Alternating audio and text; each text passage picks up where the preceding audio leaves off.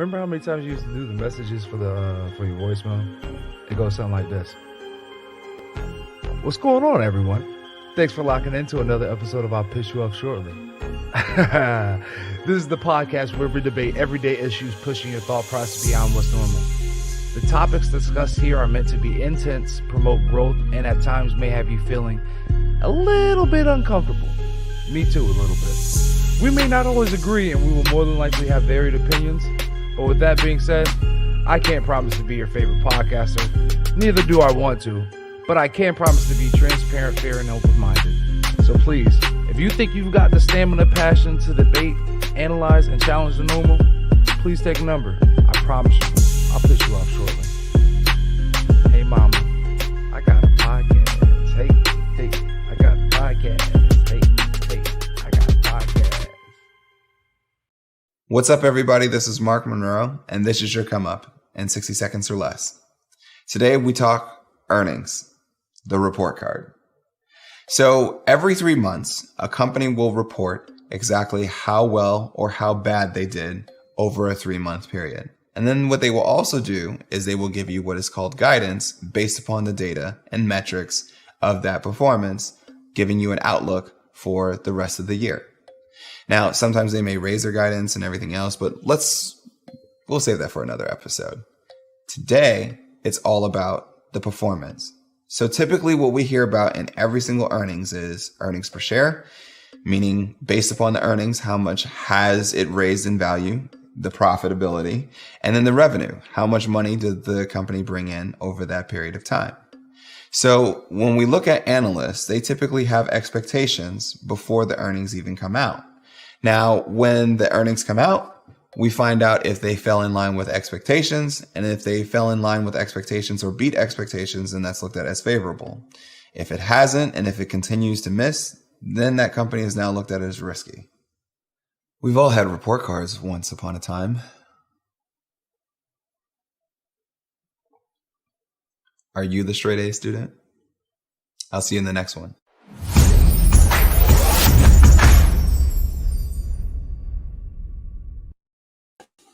What's good, everybody? What's going on? Welcome to the I'll Piss You Off Shortly podcast. I'm your host, Rob Benjamin. Also with with my co-host, Joe Aguirre. What's going on, everybody? Joe, how you doing today? I am doing great. We've got some more new podcasts that are going to be joining the network in the next 2 weeks, so we're very excited about that. So yeah, no, that's just all good stuff. Although, my God. I'll have to tell you a story during the show. Okay. I can't wait to hear it. My daughter, we thought, was kidnapped. What? Whoa. I won't go into names, but like the oldest, the second oldest, the youngest. Like, yeah. So my 8-year-old, who's on the spectrum, rides a short bus to school. Which you would never know once you see her personality, and like, yeah, she's a very high functioning, and brilliant, and really funny, and very loving, and communication's not an issue. She just couldn't give two shits what anyone else thinks. But the other day when it snowed, I broke my snowblower. I pulled the freaking cord out. Geez, strong guy. Can you believe that? Tore it right out, and I had used it the night before. You know, I like to blow snow in layers. Gotcha. I don't wait till it all falls. I'll hit it at night. I'm that neighbor. I'm that guy at 11 o'clock. That's exactly. No point in shoveling or snow blowing some shit that's gonna keep coming down. So I went to start my snowblower, and I pulled the thing out, and I'm like, crap! Now I got that big storm here. I'm gonna have to shovel it. Yep. So I'm outside shoveling. Bus pulls up. My other daughter was with me. She was helping me shovel.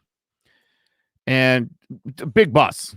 Mm-hmm. Nobody on it. She jumps on the bus and she's like, "Are you here to pick up?" "Yep." "You going to the?" "Yep, that's cool." So my daughter runs inside. Bus is like 10 minutes early. Okay. Jeez. That's hella early. In a snowstorm, too, with a sub. So Kaylee comes out. Puts her on the bus. Off she goes. Like, and just 8 minutes later, we're still shoveling. her regular bus driver shows up. Not solid. I think he's like Polish maybe or something. But so he's Okay. like, he says, I'm here to get your daughter. I'm like, I said, the other guy just picked her up. And he goes, what guy? What guy? The guy with the bus. Bus. I don't know.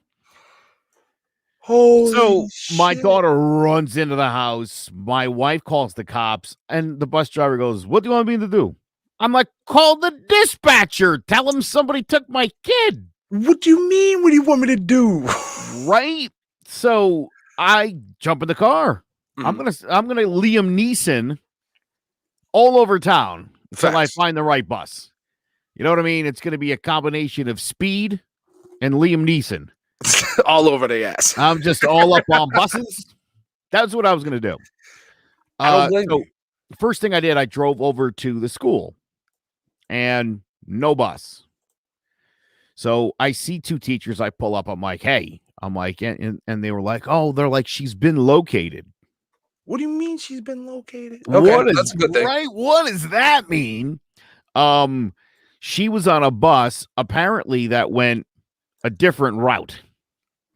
Oh, so she jumped on a different bus. Well, but the weird thing is why did the bus driver pull up in front of my house? That's not a bus stop. Was they new? Like, did they?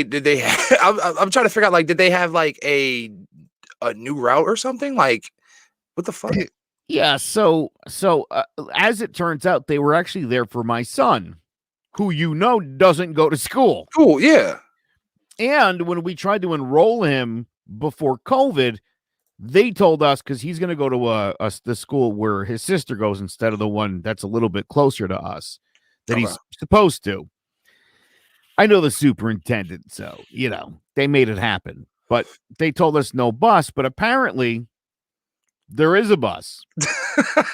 They had his name on it. That guy was there to pick him up. So they substitute had the list. They're bus drivers. They don't create new lists. They just take a pen and they cross it out. Of course. So that's why the guy pulled up to my house. Couldn't explain why he when asked if he realized he was there to pick up a boy and he picked up a girl, he said they all look the same in their mask. Hey, I'm not even mad at him. I'm not even mad. It's winter. There's coats there. I've seen some girls with short hair. I've seen some boys with long hair. That guy has no idea how close to death he was.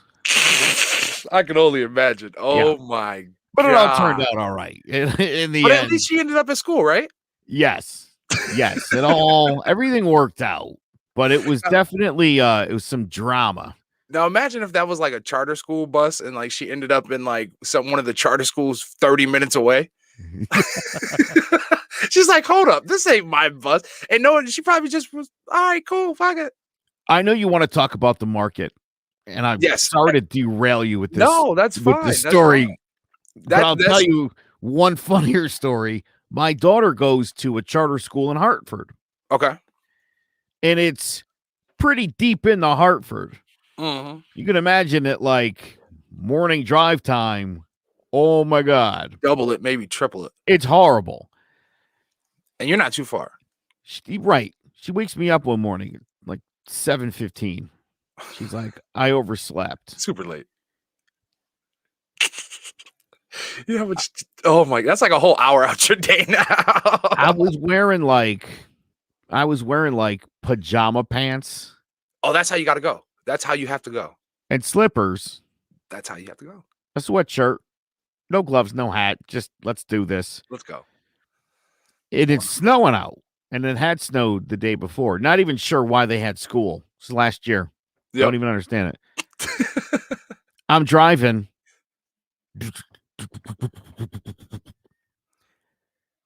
Flat tire. Oh, I don't think I was gonna guess you had snow like stuck. Bro, I'm 45 years old. I've never ever had a flat tire. Please tell me you know at least how to change one. So I have AAA. No, but listen to this. No, listen. Yeah, I know, right? I'm a pussy because I don't know how to do it. I didn't say you were a pussy, but come on, Joe. Listen to this. listen to this. There's a vindication for me here. This guy Luther shows up. Okay, Was he big guy, big Black guy? dude, black dude. Yeah, He could big probably sing. fucking. Roar! He could probably sing. He shows up, and I'm like, I'm a little bitch. I don't know how to do this, right? I told him what's up, and he's like, no sweat. That's why yeah, that's fine. Say what you want about me, people. They're all over me now. That's great. That's great. I have no shame in that. Dude, Luther puts and he's Yep. he goes and gets the machine for the last bolt. So Luther from AAA, he couldn't even get it. Dude, he says to me, I've never seen a bolt this tight in my life. He's like, I'm going to give it one more shot. I might have to, like, get you a toe. And so I went over. I loosened it, and then he got it off. So you can't change a tire, but you're He-Man enough to loosen the toughest bolt in the world. Yeah. Yeah. I get my man like card back. sideline. Yeah, I get my man card back, dummy. Stop But that. if you don't know what to do with the tire after you take it off, what's the point? Hey, me, Joe, I rip off bolts, but I can't change tire. Listen, I'm the kind of guy, like, in the apocalyptic world, if I get a flat tire, I'll just take another car. You know what I mean? Whatever. I hear you. That's all. I hear you. I'm not mad at that. I'm not mad at that at all. It does take a lot of work to change a tire. People make it seem like it's super quick, but no, if you're doing it the right way, it takes a mean like 10 minutes. Rob, I like to think if I was in the middle of the forest and I got a flat tire, I mean, I fucking get how to do it. You know what I mean? Like, the concept is there. I've just never done it. Just remember, go alternate when you're tightening your bolts. Just tighten them alternatively. So yeah, so do the star thing. That's all. That's the biggest thing my dad told me. He said, I'm make sure glad your we jack had this conversation because I didn't know that. Make sure your jack is supporting on something supportive, like your frame, and not on something like rusty and fucked up. And then make sure you always put your bolts back in on the star pattern. That's it. That's all. That's the most I know. I know how to get the tire back on so I can get it to another place. All that rotation shit and all that, they can deal with that. But you got to know the basics. Which brings me to my next thing, since we were talking about the market. Expert segue, by the way. Thank you. I've been trying to get better on my segues. You know what I'm saying? Like, I'm trying. But you got to be a student. You got to be a student of, like, I would hope that now you would want to at least teach your daughters. You know what I mean? Like, hey, this is how to change a tire. Just like you know what I mean? Like, getting into the market. You know, you don't want to just jump into doing something head first because you might fuck yourself over, right? And that was the real reason of me putting that video first, right? So now, between this whole pandemic coming around and everybody's getting their they previous last year, a lot of people started investing with their pandemic checks, and the extra just income which I'm still super confused. Well, not confused, because there's a lot of people that are still working, even though unemployment is still like shitty, right? But that were working and they really didn't have their money to spend. So what did they do? They started investing. So I wanted to kind of hit this on the head. And before I say anything, I want to let everybody know I'm not any kind of like financial advisor. I don't, you know what I mean? Don't take everything that I say with, you know what I mean, for what it's worth. Take it with a grain of salt. Do your own research. Find a financial advisor. Yes, I'm a 10-air. I'm a 10-air. I'm a 10-air, right? Yeah. I am a 10-air, right? But I am a learning 10-air that is, you know, that has been learning from some great people, and has been proven. And I've been doing my own research and studying and educating myself along with everybody else. So, like, what I've been trying to do, and I know I've been putting a lot of things on like financial literacy. So, like, you can always speak it, but if you don't give like examples or like give somebody like a baseline, right, you're just going to lead them into the mist and just get ate the fuck up, right? So I put that video out just so everybody can get an understanding of like Especially now it's starting to be earnings reports. And so everybody can start sitting there and understanding that at the earning report, that is kind of like the base of, and especially when you're investing, right? Investing and you're actually like looking at it to, play certain positions, whether it's long-term, short-term or whatever, you want to have a fundamentally sound understanding of what this business is doing and especially what they're doing in the future, right? A lot of times people invest, they're investing in the now. When you invest, you're investing in the future. When people put their money into these businesses like Tesla, like the Apples, like the AMDs, and all these other, companies, right? Or ETFs, they're investing into the future, right? Into the future of what this company is projecting, right? So I see a lot of people now, they're starting, especially now with this whole Reddit phase and everything else like that, the GameStop trend, people are just starting to dish their money into the market without understanding who you're investing in. And I understand we know the names. When we say AT&T, when we say Verizon, when we say Apple, when we say Nike, when we say, these are all businesses that we all know, right? But the thing about it is when you put your money into the Robinhood or your TD Ameritrade and you're like, cool, I'm going to go ahead and buy Apple.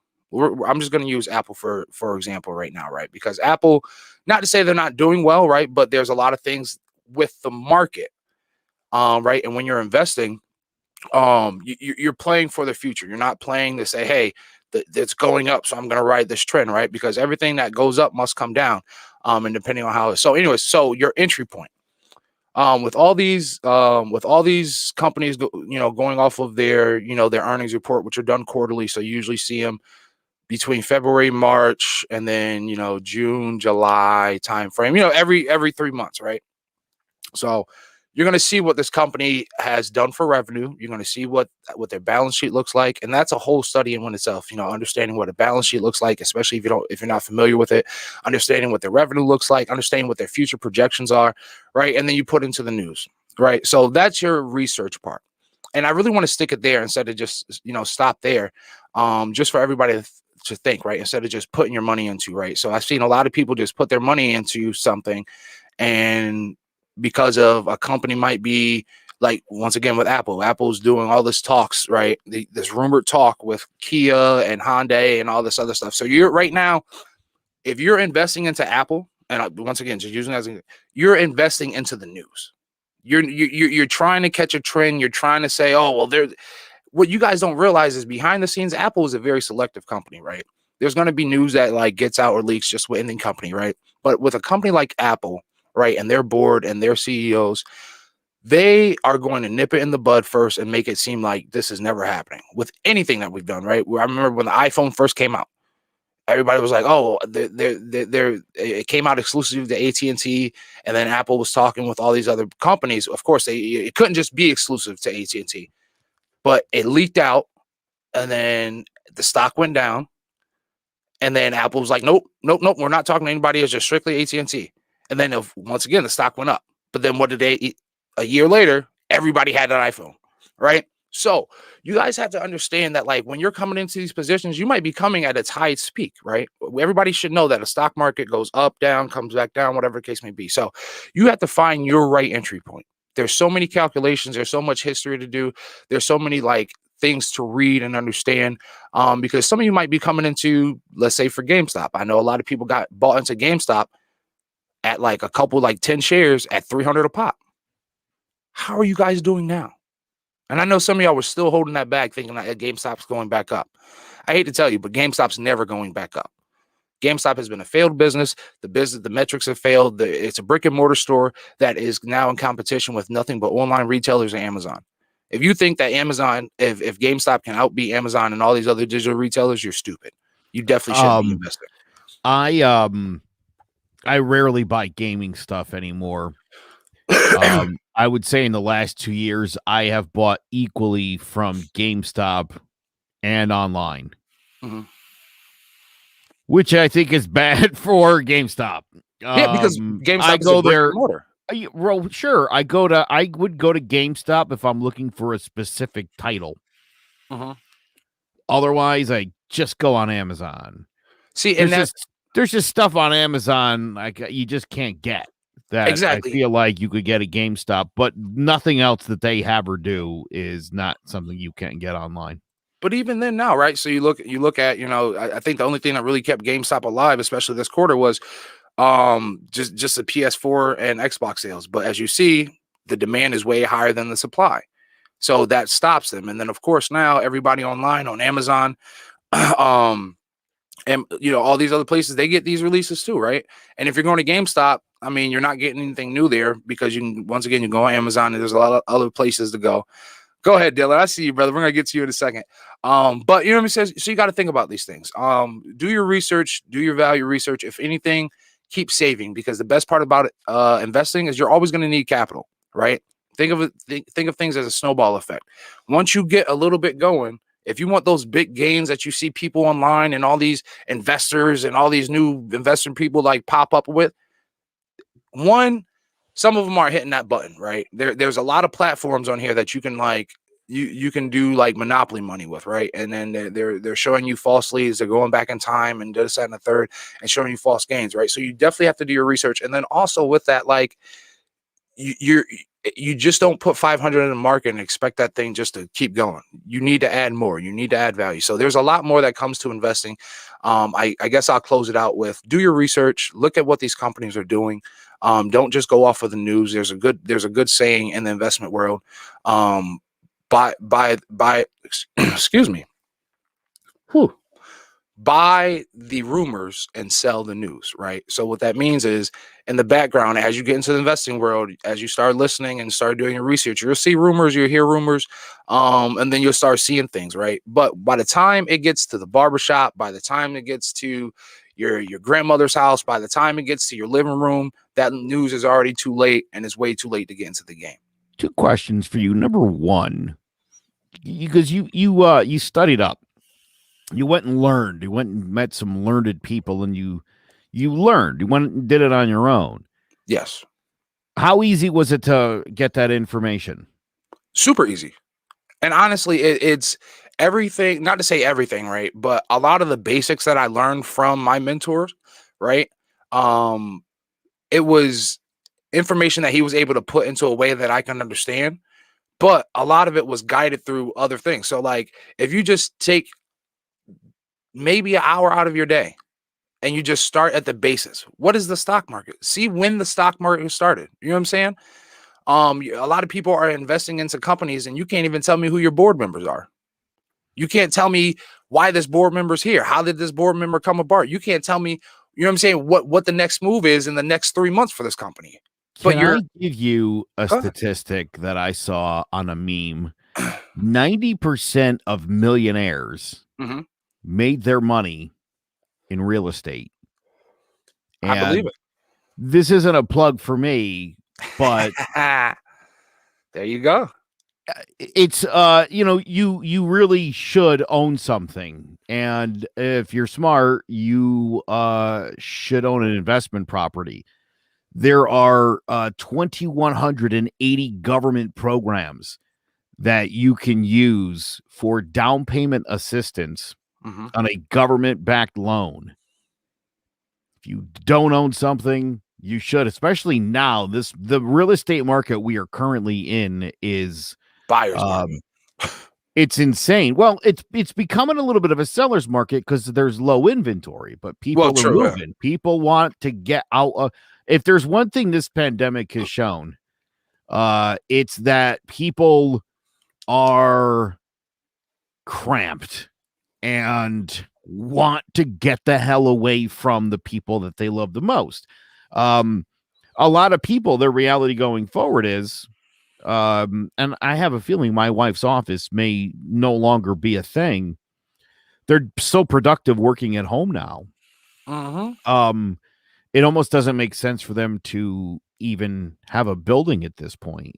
Why? Especially when all you're doing is losing money. You're just pouring money into a building. My wife's been working out of our dining room for the last 10 months. You know what I mean? Still been the same. Yeah, but I mean, again, so there's a lot of people that are like working in their kitchen, and so people are like, hey, not only are people trying to move out of states like New York and into Connecticut, and then people from Connecticut who hate taxes for some reason fleeing to North Carolina, the better life, I suppose. Actually, North Carolina, outside of the southern, some southern history, honestly, I wouldn't mind moving to North Carolina. to be honest. You know what the drawback to it is? That you're living in North Carolina. Depending on, but even North Carolina, like Charlotte is but where the fuck is it in the grand scheme of things? Nowhere. Maybe, but you got a couple hours away. But I don't know. So when I correlate that, when I think about it, when I lived down south, I thought I was gonna like really hate Georgia when I first got there. I loved it. Like I loved. Maybe it just might be. I love the country area. Even though it was like 45 minutes to go to Savannah from where I was at, but it was like a 45 minutes down south is not the same as like a 45 minutes here. Like 45 minutes here, I can be in like Bridgeport, and I'm like, where did I go? I went nowhere. 45 minutes down south, you can be in a whole, like, depending on where you're at, it's a whole nother outlook. I spent 10 days in a suburb of Atlanta, very white Southern Baptist, and after 10 days, I wanted to kill myself. Yeah, I mean, the house that I'm in, you could get there for like $150. Half of, it's half, under half. It's sick. Again, the drawback is and snakes. You're in tobacco country. I mean, I don't know. Is that even healthy? It's like living in Northern Connecticut. It's like living in West Virginia, right? I mean, like, you want to be a coal miner or what? No, I enjoy it. I don't care. I don't care if it's like pennies on the dollar. I don't want to live in like some obscure rando place. I need cities. I need cities. I need people. I could live near a city. I've always said, like, even now, like, first of all, can I ask you a question? I don't mean to interrupt you. Does Dylan live in North Carolina? And I believe, well, he lived in North Carolina for a while. If I'm not mistaken, he's in South somewhere. I'll let him post where he's at, but he's definitely in one of the states. I think that we talk. The weather sucks. And weather sucks. Baptists. And that's the thing. That's the one thing I hate. Like when you're down south, Sunday everything's shut down unless it's like a church or a restaurant, like, or the mall. Outside of that, everything's shut down. You get into that Bible Belt, that's the only thing that I hated. So yeah, Dylan said he's in Georgia.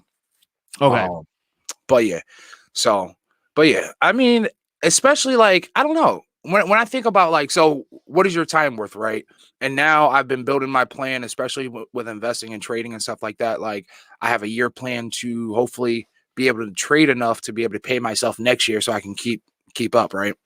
But like if I'm to a point where I'm good or financially stable and like say this investing thing, I'm good, like I'm living off my investments 5 years from now, I wouldn't mind living like in a country area. And then like whenever I have to go to a city, like even though there are some conveniences that I do enjoy, like I enjoy being able to go down the street at 1 o'clock in the morning and go to the bodega and it's open. Yeah. There's some of those things that I do miss, but overall it wasn't bad. I loved it. I love kind of the peace and quiet. I love some of the laws down there. Like it was so much cheaper and easier to get a firearm. I could shoot a lot more places. I could like enjoy my land. When I was a kid, I went swimming in a pond here in Connecticut, and there was a leech on my leg. The idea of swimming in like a creek. No, I'm not doing that. No, not in a million years. I didn't even go like the lakes and like the big ponds that a lot of people went fishing in. No, I didn't do that because I don't like snakes, and that's where a lot of snakes and like water moccasins and shit hung out. But like, I do the ocean. Like the ocean's my thing. Yes, I know sharks and whales and all that, but I'll take my chances with like sharks and whales versus like cottonmouths and like water moccasins. And well, you're not living in the water, right? Exactly. I'm just visiting, and maybe like 10 minutes in the water, like an hour and something out. You know what I'm saying? Like not too much. I like the water. I'm a water guy. I like the water. I like to jet ski. I'm a jet skier. See? I do some jet skiing in the summertime. You know, a little boating. See, you know, I'll swim out there a little bit. I went to Block Island last year. Jumped in the old ocean. That was pretty nice. What I loved though, especially like being around the beaches, Especially if like you're a hustle person. So I remember when I was a kid and I would go visit my grandmother in Florida, and we would like spend like 2 weeks down at the beach by Jacksonville, right? My biggest thing was like the hustle. So like you have so many tourists, you have so many things, the water hustle. Like I see a lot of dudes when I was down in Georgia, a lot of the young boys are slinging waters and shit. That was super cool. But like I remember going down there, I would go buy 2 cases of water and walk around the beach selling waters. And literally you'd be able to offer water for like $2 and with ease. Just, you know what I mean? You scalp it a little bit, scalp it a little bit less than what the stores are charging. And I would literally make out like a bandit, just walking around selling waters, enjoying the beach day, fucking living it up. I just realized I'm wearing like a Bodie Henley top from Cape Cod. Doesn't get much douchier than that, does it? See, and that was one of my other jobs. So when I was when I was in high school, I wanted to take a gap year, right? And like 3 of my friends were like, what we're gonna do, we're gonna throw a dart at a mat. We got a mat, we got some darts, threw darts. 2 of them landed like down south area. One was like Florida, which I was super hype. Another one landed in like Washington, which I was super hype. Don't remember the other one. So Oregon, Washington were the 2 spots. Needless to say, everybody dropped out minus me and somebody else. And then we were just like, fuck it, it's not going to be worth it. But we were going to literally go to like a beach town, rent a beach house, work at like a pizza shop or some shit like that. Or like a shore town, and do some maybe boating. That was going to be like my summer job. But I wish that would have came through, because I think I might have even stayed. Might have seen like a whole new lifestyle if that would have happened. But I say that though to bring up, and I know you mentioned the snow earlier and like having a shovel and shit like that. Kids' work ethics nowadays, right? One thing I noticed with us having the snowstorm recently, where are the kids shoveling? Like, kids are not like I said, like when I was growing up, I was always grinding, trying to find like some kind of job, trying to find some kind of way ends of money. So like snow days and like snow weekends, or like that was like a moneymaker for me. Like that shovel and like any driveway I could find, out walkway, whatever, I was trying to shovel. I don't see that. I haven't seen that in years, even from where I'm living now, from like previous towns. I would say since I've been back in Connecticut consistently in snow, kids aren't around. They're not trying to make that money. I don't know if it's like the drive anymore, like if it's the parents, if it's like kids, like they're making too much money in the house, like, you know what I'm saying? Like Speaking it Real every Friday, you can listen to them every Friday night that they just said. But yeah, I don't know. And it's like I would love to pay a kid to shovel this or even use my snowblower. So it's just like, what in my eyes, what would be, I know when I did it, I think I was getting like 20, 25 a driveway. What would be your going rate? It had me thinking, like, what would be your going rate if somebody was like, hey, sir, let me, can I shovel your driveway? How much would you be willing to pay somebody? And maybe if it wasn't like, let's think about all the different jobs, right? And maybe if we have some kids, somebody listening, and they have some kids and their kids looking for a job, we might be able to offer some services. But anyways, I was thinking like cutting grass. That was another thing. Like summer times, that was dope. Walking the dog, like all those kind of things. Like what are those going rates? Like I in my head, I think maybe $40 to shovel the driveway. I don't know. I could be wrong. What do you guys think? Dude, that's pretty cool. Look at Frank at 12 years old was out washing cars in his neighborhood. See, and here he is, destined 42 years later. He still works at a car wash. See, Frank, I need to pick your mind. I'm not even laughing, right? So Frank, I need to pick your brain, because I've been thinking of doing a mobile car detailing business. And starting a mobile decal. But I have my niche in my head though, and I'm not going to put it out here, but maybe after this I'll tell you. I've never been a manual labor guy. Mm-hmm. I remember one of my neighbors, I had a paper route and I did well. I super served and I got fantastic tips. Lived in a really white area, Rob. All the people, just Christmas cards and like, Easter gifts, sometimes just for no reason. Like what? Just a really nice neighborhood. I would literally take the newspaper sometimes for some people, like wherever you want it. I had a guy who was like, can you put it on? He used to read his newspaper on his back porch. I would walk around a house and just plop it right there and pop his coffee down and read the paper. Newspaper kids, man. Yeah. But I went. So this lady one time hired me to rake her leaves, and I did it, and it took like, I don't know, 45 hours or like 3. I don't remember. It felt like a long time and my hands were hurting. And I thought, manual labor sucks. True. I will agree. Certain manual labor I hate doing. I went from paper route to bookie. See, but that's, you find your niche and you stick with it. You got to get your hustle on. There you go. By any means necessary. Let's see here. Best paper boy ever. Donuts, cookies, and great tips. That's from Linda. Frank goes, yeah, Joe, we can tell you don't do manual labor. You can't even change a tire. Oh, geez. That hurts, Frank. It hurts. There we go.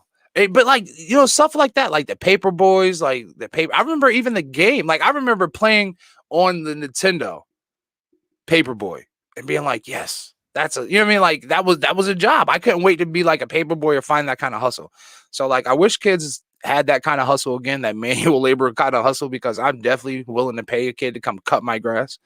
My son's too young now, even though like, I feel like he's getting to that age. Like what would be a good age? I think 8, like by the time he's 8, I feel like he should be able to like work a lawnmower and maybe even my snowblower. For hire or around the house? No, my son. No, my son to teach. No, to teach I mean, would you want him to go out and like with your snowblower, like, hey neighbor, let me do your driveway? I'll tell you this, right? So like, if he at the age of 8, if he was like, hey dad, I want to take the snowblower, yeah, stay around the neighborhood. At the age of 8, I mean, like as long as he's in the neighborhood, if he has like some customers that are like, hey, if the neighbor across the street is like he wants to do it, cool. As long as he knows how to use it, I would love to teach him how to do it. It's a snowblower. It's not gonna like. I was cutting grass and everything at like 8. I hope you know I didn't think like that would be the first time he'd be operating. He's gonna be like, hey, snow, let me take this snowblower out. I mean, come on.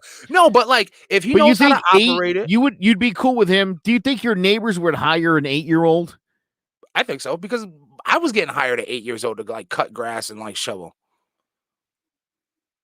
Like literally, okay, let me think about this. Yeah. 8 years old. That's great. 8 years old. Like 8, I want to say either 8 or 9 years old. From what I can remember, 8, 9 years old, going out hustling from between where I lived when I lived in New London, from visiting my parents, my mom's house in fucking Middletown. We was out there hustling. You know what I'm saying? Like, okay, so between 8 and 10. And I say 8 because my son's very mature. Like he's very smart for fucking 5 years old. And I'm sure like there's a lot of other kids. And so it's not, I don't want to make it seem like he's just the smartest kid, but in my eyes, like he's fast, like he's fat, like he can have a whole conversation with you about investing. And like, it will make sense. So it's like, he picks up on things. He's smart. He knows how, you know what I mean? He knows how to push the lawnmower right now with me and shit like that. Like he's up there. So I think at 8, if he's mature, if he's ready, if he knows what he's doing, I see no problem letting him go around the neighborhood with the snowblower, especially if he already has like, you know, a good amount of customers. Now, if it's like just to go up to Miss Susie's house up the street and Miss Susie has like a fucking 5-foot driveway or a 10-foot driveway, now you can shovel that out. But if he has like 10 people to get done on a snow day, go by all means. Why not? And I think that's like the best thing. Like, I think like we shouldn't enable and I think that was one of the things that I hated growing up, right? So like the age thing, he might be too young, he might not be right. No, if your child is fucking showing interest, I believe if your child is showing interest and they are mature enough to handle certain things, why not introduce that to them? Why not? Like, and I think that's another biggest thing. Like, I think like I see so many children that have so many bright ideas. Children, that's the time to get shit off. You know what I'm saying? Like, if anything, like if a kid wants to start a business, and I don't care if it's a lemonade stand, if it's a t-shirt business, that's the time to get them going. Because guess what? That kid might be pushing maybe 100 things of lemonade a year at the age of 10. But imagine how much that kid is pushing, or that business mindset that kid has now at the age of 16. And I think that failed, and we'll get into that a little bit later, I think. But we'll that kind of not failed, but like that hindered like the Black community a lot, right? So like I remember, for example, when I was younger, probably like between the age of like 14 and 16, when I actually was like getting a good job and getting kind of paid, right? I wanted to get into the stock market. I wanted to learn about investing, but in my household that I was raised in, it was a bad thing.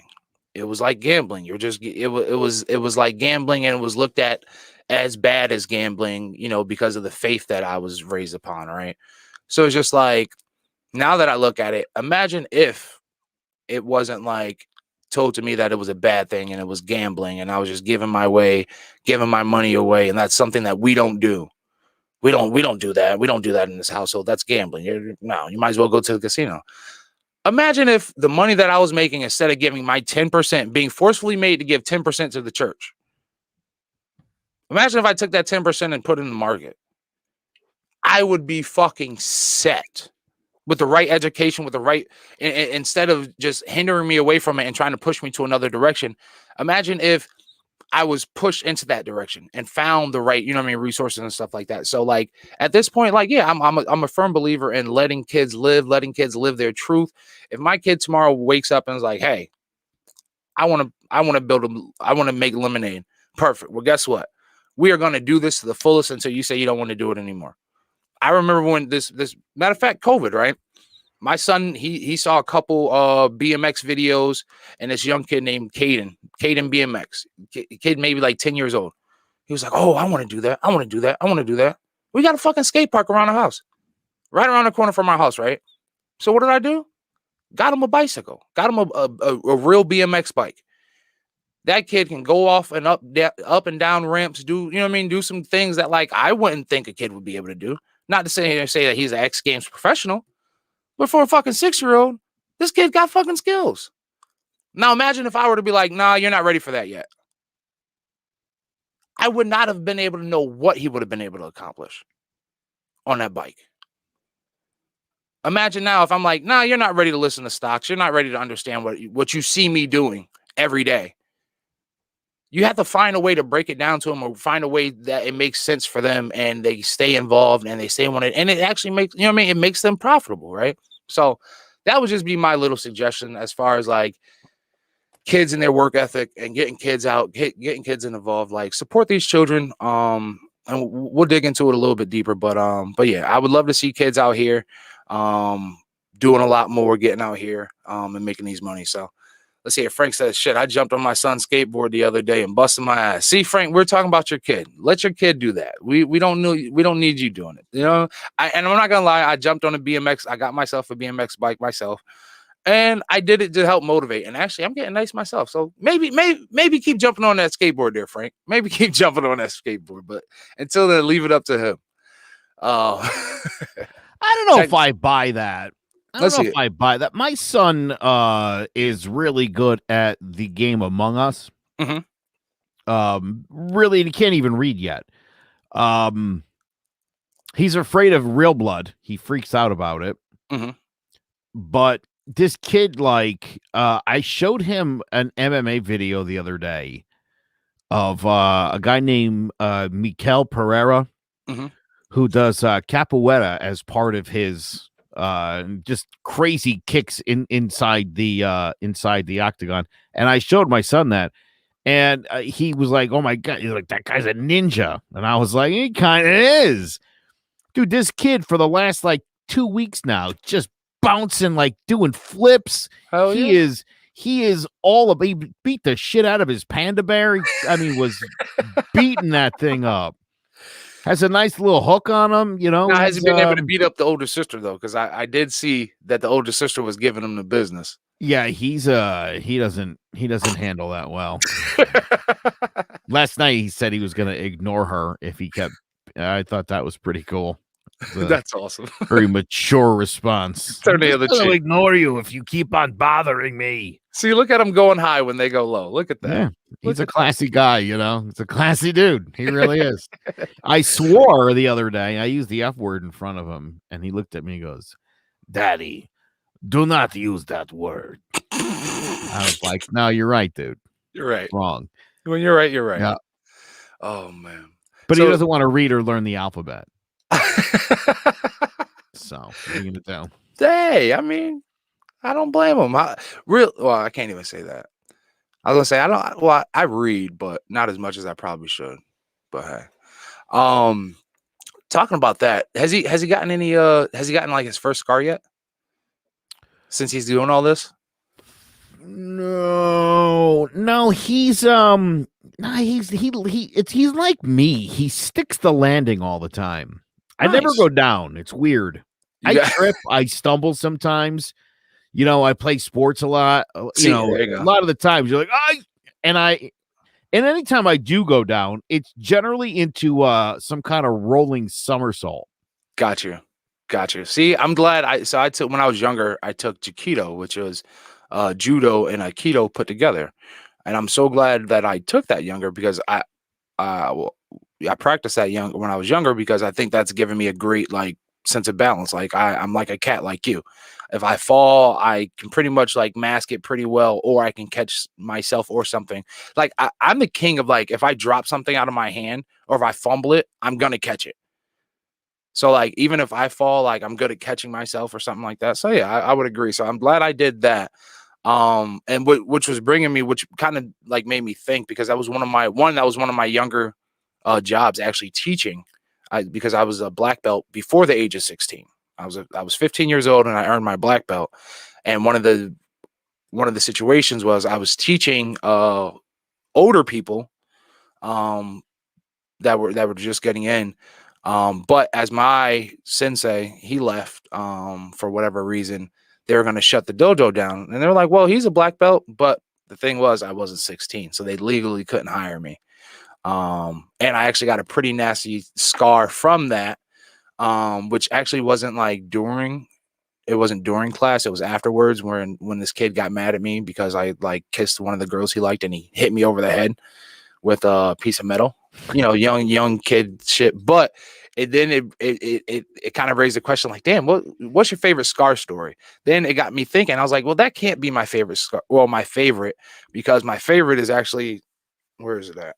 Well, I got too much hair to show, but when I have a haircut, I think it's on this side. It looks like an upside down Nike sign on one of these sides of my head. I think it's the left side. That came from when I was younger. And You hit with a shoe? No, we were playing kickball in the house. Oh, it's never good. And as I remember, it was either my brother or I kicked the ball. I remember seeing the ball go up, smashing the light, and I was like under it. Everybody left me, ran. I was the only one to get like impaled with like a sharp piece of glass, and like I had to get stitches and everything else like that. And I want to say I was like 5 or 6, something like that, between like 5 and 7, maybe like even maybe younger than. No, I was younger than that. But anyway, so yeah, kickball in the house, got glass cut all over me, had to get stitches. So yeah, do you have a favorite scar story? What's one time in your life where you look at it every day and you're like, Well, I had the chicken pox and I have a little scar right there because I picked the scab. I also I actually have, people think I got stabbed in the shoulder. But in fact, I actually had a mole removed.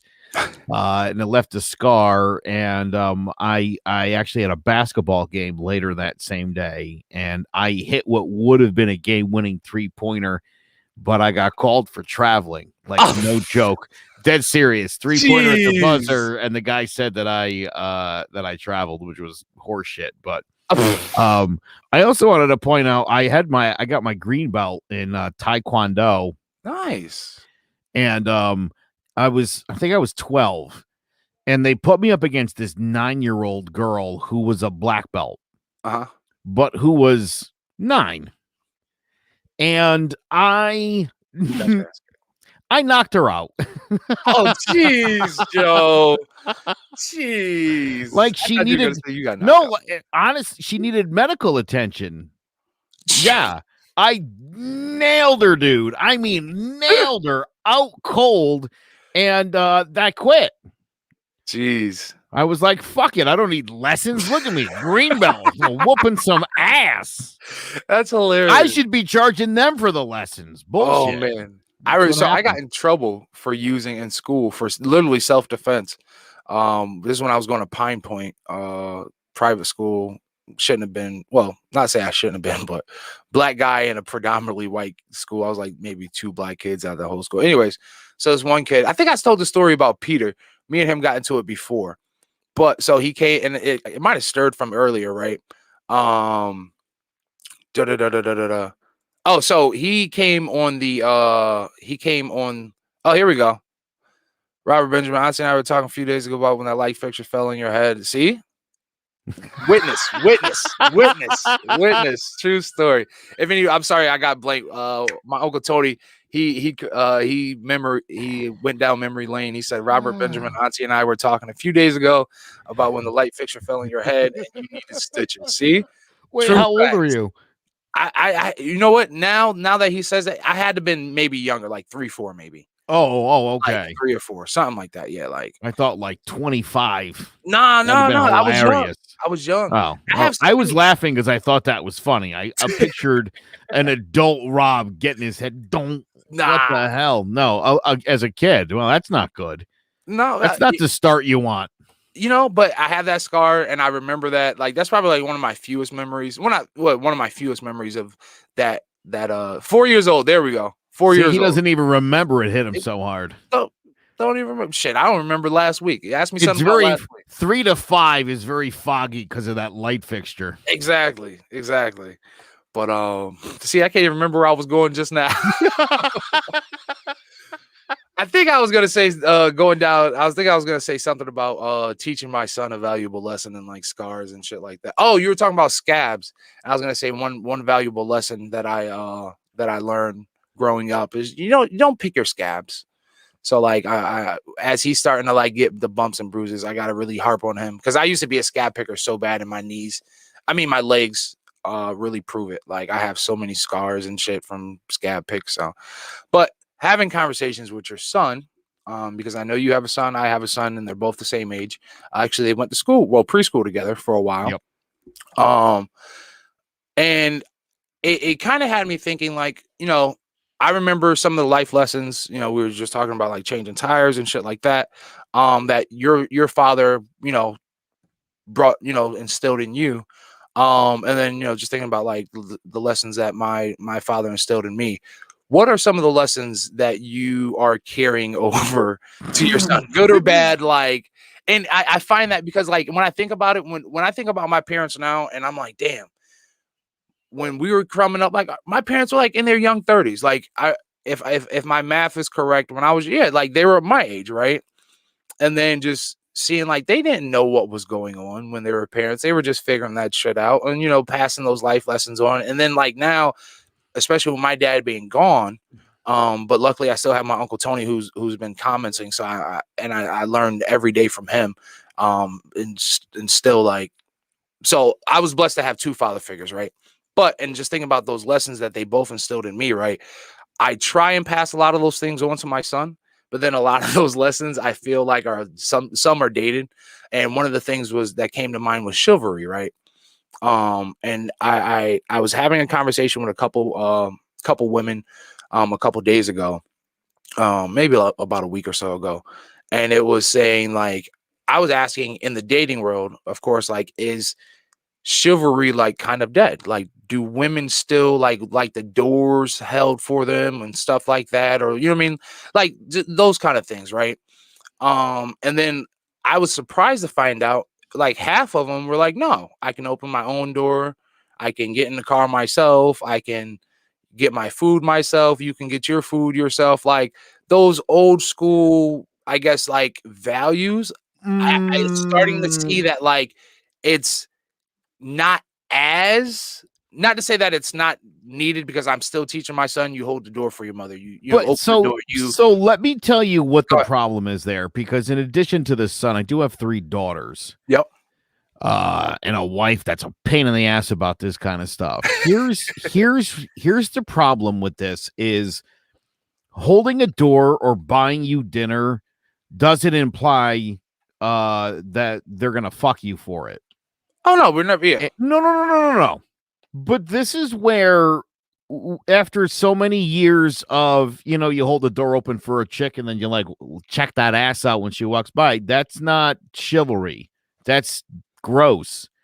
And objectifying. They don't like that. Very true. Not to say I've never done it, you know what I mean? still look at my girl's ass when I open the door. It's Your me girl's now. ass. I mean, True. just any random girl's ass. Now you're, somebody else's girl's ass. True, That's very where true. you run into a problem. But that's a lesson. When you hold a door, you keep your eyes up. I just found this out. This is like the new generation thing. If you take a girl out to dinner, there's an expectation of like fucking. What? You know how much I bought you got dinner laid back in the day? Bro, well, that's Jesus. that's what they learned. So, like, the scummiest fuckers amongst us taught that to their kids, and they told all our kids, and our kids are like, "Oh, that's what they do." But so these women feel there's this. So this is why they're anti-chivalry, because chivalry isn't just doing the right thing. It's like you got some motives behind what you're doing, and that's the way that they take it. And that's why chivalry's not dead. It's become perverted. So teach your son to be listen, straight up. If you hold the door open for a girl and you don't like check her out or like look at her like you're looking for some sort of a thank you, if you're just holding the door open to hold it, no one's ever going to be like, don't open that door for me. Never going to happen. So no reasonable human being would ever respond that way. I don't care if you're like fucking Gloria Steinem. You're not doing that. You're like, oh, thank you. It's when you look at somebody and you're like, oh, well, don't say thanks. Nobody asked you to open the door. If you didn't do it out of the kindness of your heart, then don't do it. Facts. Again, it goes back to the rule that we set in the place, the one commandment. Just don't be an asshole. Facts.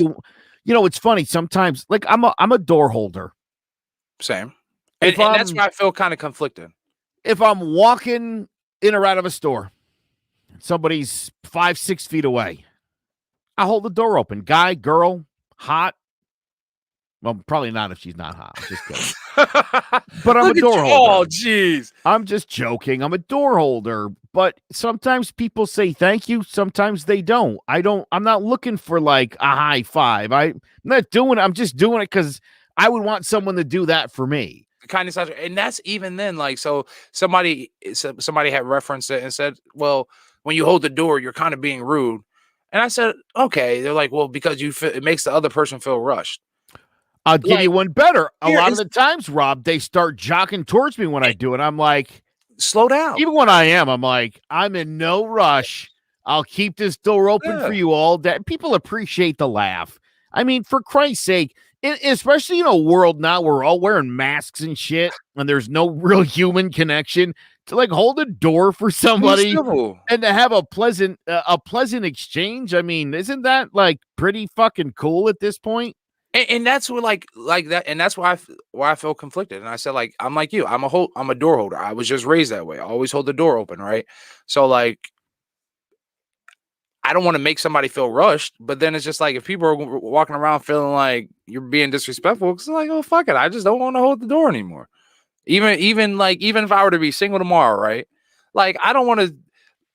Like that's so crazy that just because, and I can't say that's so crazy, but it's like crazy how like once again, like you might be doing the right thing, but they're gonna take it as like the wrong thing. So like. But that goes into lessons. So when you open the door, keep your eyes up. When you're talking to a woman, guess what? They can see your eyes. Keep your eyes focused on her nose if that's what it is. Like it might be hard fucking looking at somebody in the face. Like look at their nose. Watching your words around your elders. Like that's another big thing. Like I say that because I was with my mother-in-law the other day and we were in a store, a small little confined store, and like 3 young kids came in or like, oh yeah, this bitch, fuck this bitch, this whore. Da, da, da. I'm like, damn. I remember if I would have came into a store and talking like that, everybody would have looked at me like, yo, what the fuck? Like, respect your elders, right? So yeah, I don't know, just those kind of valuable lessons. And then go ahead. I have a casually racist celebrity sighting relatable story. I'm interested now. All right, good. I think it was about the year was 2000. I was walking into a mall in Meriden, And as I was approaching the door with my now ex-wife, black gentleman came walking out, and he stopped and he held the door open. And I thought, didn't see that coming. Figured he just gonna let the door shut in my face. And so, right, I made that assumption because I'm a dick. you're a dick. It was 2000. It was a different time, right? Yep. So I turned And we to all say, like, dude, I really appreciate that. And it was Stuart fucking Scott from ESPN. The fucking nicest man in the world. Not. Dude, I looked right at him and I was like, are you? And he went, yep. And I was like, this is what I said to Stuart Scott. My one shot, I said, thank you for holding the door. What an asshole. The one time I interacted with Stuart Scott, and all I could say was, but to him, nice job with the door, big guy. But to him, that probably meant a lot, though. Just acknowledge, you know what I mean? Like, to me, even if I hold the door and somebody says thank you, that, you know what I mean? Even though you're not looking for the thank you, that's a nice warming thing. So I never knew Stuart Scott, never met him a day in my life, but the character that he's always presented, to me, it would seem like that would be something that probably made his day. And he, you know what I mean? Like, it made him proud just to be able to hold that door for you, because you know that big smile. He gave me that big smile. I mean, you know, and I was like, see, what? A thank you goes a long way. Valuable lesson. Another valuable lesson I learned from my Uncle Tony, right? So, and I'll share this story real quick. We were at a convenience store in Connecticut. He's not from Connecticut, but he was visiting me. I can't remember for what special occasion. He was visiting the family, and we went to one of the local, you know, corner stores, right?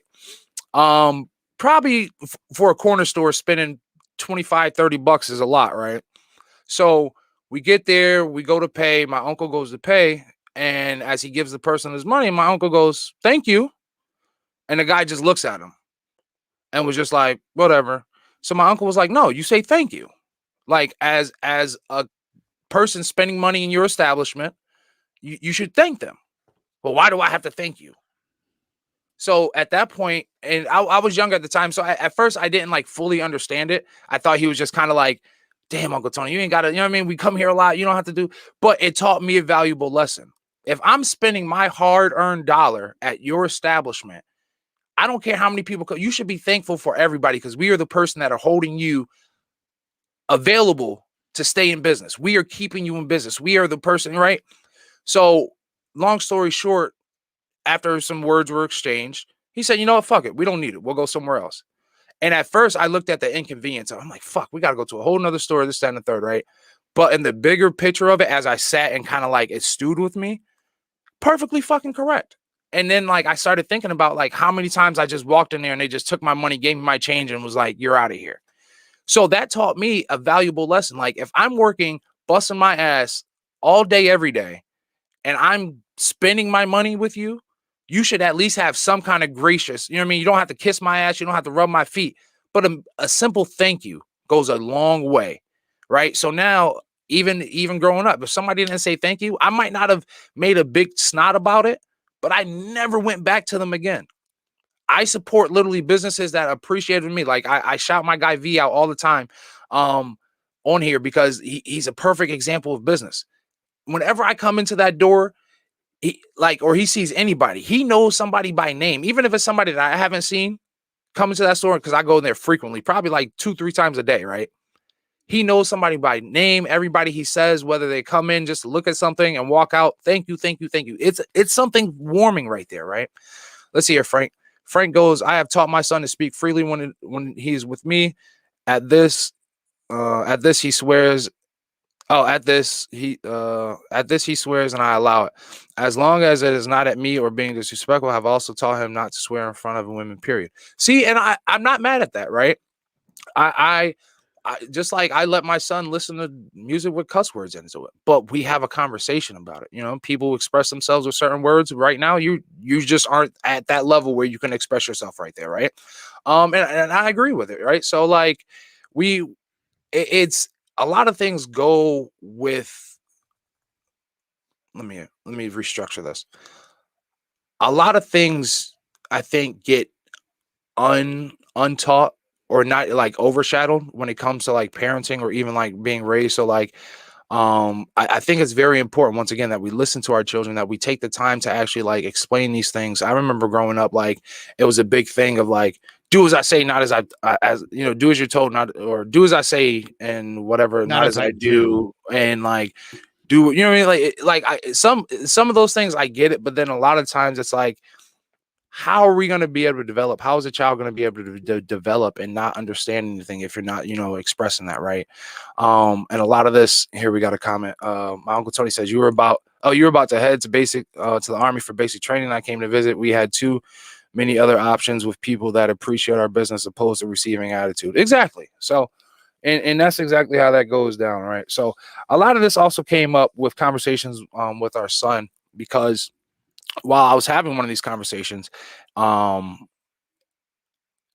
with my son, actually color came into play, right? So we were talking about just like, because he had asked what was Black History Month, right?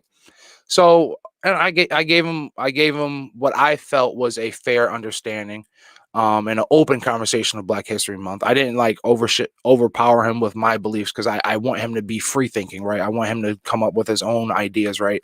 But I gave him a good concept, and we talked about some valuable figures in Black history, not just the prominent ones. So in that mix of conversations, you know, black and white came up. So the statement he says, and let me pull it up.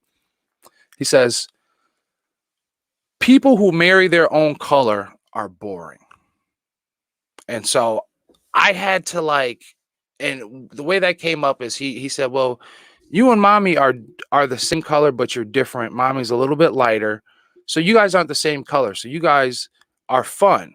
But if people, he was pretty much saying that like people who, like, how can like people grow if they just stick to just their color, right? And I said, damn, as a 5-year-old, how is he processing this, right? So I asked him, I said, what do you mean by boring?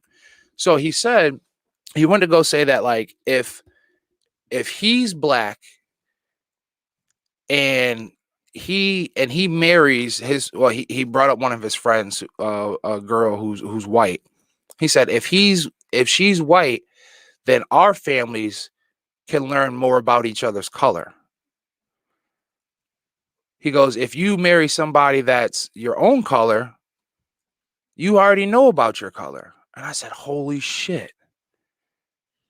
And you know what I mean? And like in my head, it had me like thinking like at first, like, holy shit, even a 5-year-old can really see that we're separating ourselves by color. And of course, he doesn't know the history that comes to it, right?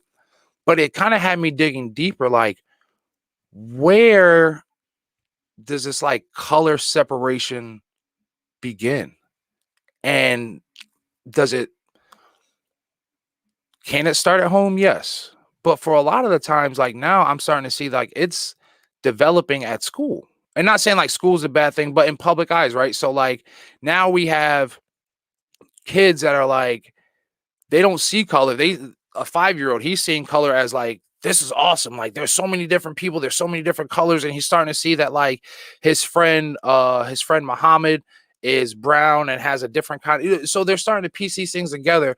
So who are we as adults, as human beings that have maybe lived through these things and like experienced these things in life? How do we start to educate, but also not separate, if that makes sense? I think that was the biggest thing. Like, how do we educate the youth without separating them? Because honestly, they come into the world, they don't care about color. They don't care about who did what color did what to somebody in the history and history books and all that, right? So me as a firm believer, like you have to know about your past and know where you're going, right? And so you don't repeat those things. But then at the same time, like, how much are we instilling on all sides of the spectrum that like, are we really preparing, or are we preparing them for what may be, or are we continuing the cycle? You know what I'm saying? Like this is very, and I'm having a hard time unpacking it, because like when he said that, when a 5-year-old says people who marry their own color are boring, and he justifies it with, you can't learn about somebody else. Like, how do you unpack that? Like, where it just threw me for a loop. Like I don't know. I don't know, Joe. Let's see here. Uncle Tony, you're a phenomenal father ever. I'm very proud of you. You guys have an amazing show. Thank you so much, Uncle Tony. We appreciate you joining us for this hour so far. We're here every week. But thank you so much, Uncle Tony. I love it. But yeah, so like, I don't know. How would you unpack? How would you unpack something like that, Joe? Well, that's, it's, I mean, it's sad. That's a little bit of a sad thing to, cool that he is so aware of it. I think I think it's unfortunate in school that they don't want to talk about stuff. Mm-hmm. That, it's easier to just not have Halloween costumes than to have Jehovah's Witness kids get stuck out, right? Yeah. I mean, or, ultra Christian kids who are like, it's the devil. Why can't everybody else wear a costume? And it's like, and then, but sure, but so he's not weird. Well, why isn't Johnny wearing a costume? What is he, fucking poor? What is he, a loser? You know what I mean? It's like, well, no, his religion and blah, blah, you know what I mean? Explain it. Why? I never understood why we couldn't talk about things. And then eventually just shit gets banned. And it's funny because, Frank said it earlier, and I've had that relationship with my kids. We swear to each other in front of each other, and obviously, if I'm disciplining them, that better not dare do that. That's not the time for it. No. But they have that understanding. Sure, we've had that, and even with Elliot. I mean, Elliot does not swear. He doesn't like it. He said ass once and felt terrible after he said it. Reagan, I think I told you on this show, as a matter of fact, when she said she told her teacher she would not use the word fuck because fuck is a bad word, so I will not say fuck. Triple times. No, that was amazing. But she sees the shock value in it, so I don't react when she swears. And now she just doesn't. Now it's whatever. It didn't register with her. But in my older two, I mean, again, we've always had that relationship. They were 9 and 6 when I was divorcing their mother, and I was like, you guys can fucking do whatever, like you're going through some shit, and sometimes fuck is the only word that fits how you're feeling. And if you feel like saying it, say it, but say it in context. Exactly. Got to make sense. Don't just walk around dropping F-bombs. I don't like that. It's got to be, drop a bunch of dishes and be like, fuck. I got it. Yeah. Used appropriately right there. That's exactly it. So I wanted them to understand it. Because again, you're going to swear when you're an adult. You might as well understand the context of it. It's like weed. Everybody pretends they don't do it at home. And then in public, they're like, don't swear. That's terrible. Get out of here. Get out. Yeah. People are such hypocrites. It's funny. The more you talk to other people, the more you realize like all that special shit that you think only you do at home. Yeah. Everybody else does it. Yeah. We just don't ever talk about it. We don't talk about any of the shit. I mean, it's so weird how, and this is why I know this, because I talk to people and people they're like, well, this is weird what I do. I'm like, nah, I do that. And everybody else I know does that. Really? Yeah. Yeah. Absolutely. That's how you find atheists too. You have like one of those Jesus conversations. See? And they're like, yeah, I don't believe any of that shit. Do you? I'm like, no, really? But yeah. You learn so much about people just by fucking talking. You know what I'm saying? Yes. It's just like big time. And I will say, like, I was glad that growing up, my aunt who raised me and my mom, like they talked to me. Like they let it might not have been like the best talks, but they were pretty much open, maybe in their own context. You know what I'm saying? One may be a lot harsher than the other, but hey. We as parents need to be the main educator to our kids when it comes down to race, religion, and daily life lessons. We need to lead by example with them. Well, now, Frank, unfortunately, and he's a fucking super nice guy, but your buddy, Frank, Carlos, rather, I'm sure Carlos is teaching his kids some insane shit. So that's scary. Because we are their main educators. But if we're full of shit, or if we don't know something, or and I'm not talking about Carlos now, if you have a poor work ethic or you're unfaithful or you're not dependable, that's all shit your kids learn. Or learn not to be. But most of all, it's the do as I say, not as I do. They're watching what you're doing. Facts. And that's what they're learning. And if you don't think so, that's why we all do that shit as adults. But even that's what our parents did. We saw it. But even I'll at the tell you bad what, stuff. I don't yell. Like, I yell at my kids rarely. Like, they got to really be like, it's got to be like, I asked you to do some shit like 4 times. And I'm like, get up your ass and let's go. Yeah. Otherwise, if they do something wrong, I find like, I'm just like, dude. Well, again, you know, the story of these somebody called them toys earlier. My collectible action figures. Action figures. You know, I mean, those things are like 30 years old, and my older kids know there's like a display case of memorabilia signed by all sorts of people. And when they were young, I was like, don't ever open anything in there.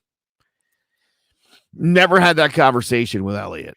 We never talked about it. And I came downstairs one day, and Michael Jordan was sitting here on my desk, and I was like, what the heck is this? And he came walking over with Don Mattingly in one hand and Derek Jeter in the other. And it is what he said to me, Rob. This is like a week after Christmas. He goes, hey, Dad, I took your toys out of the package for you. Oh, jeez. I can't. So Donnie did the same thing. So my dad had these collectible mini motorcycles and never came out of box. I had them stationed up here. Donnie had a bunch of toys. He said, Daddy, I played with your motorcycle. Hope you don't mind. Bro, you can't find that motorcycle anymore. But I learned. I said, you know what? In the bigger scheme of things, I said, honestly, if I looked at it, if my dad was still here and he would have opened it, my dad would have been like, go ahead. Like, go ahead. Have fun with it. And that's how I looked at it. I said, you know what? And I explained it to him, you know what I mean? And I wanted to be so upset, but I said, I can't be upset with him. And I said, you know what? This was my dad's. And then I could see he kind of felt bad. Like, damn, I shouldn't open it.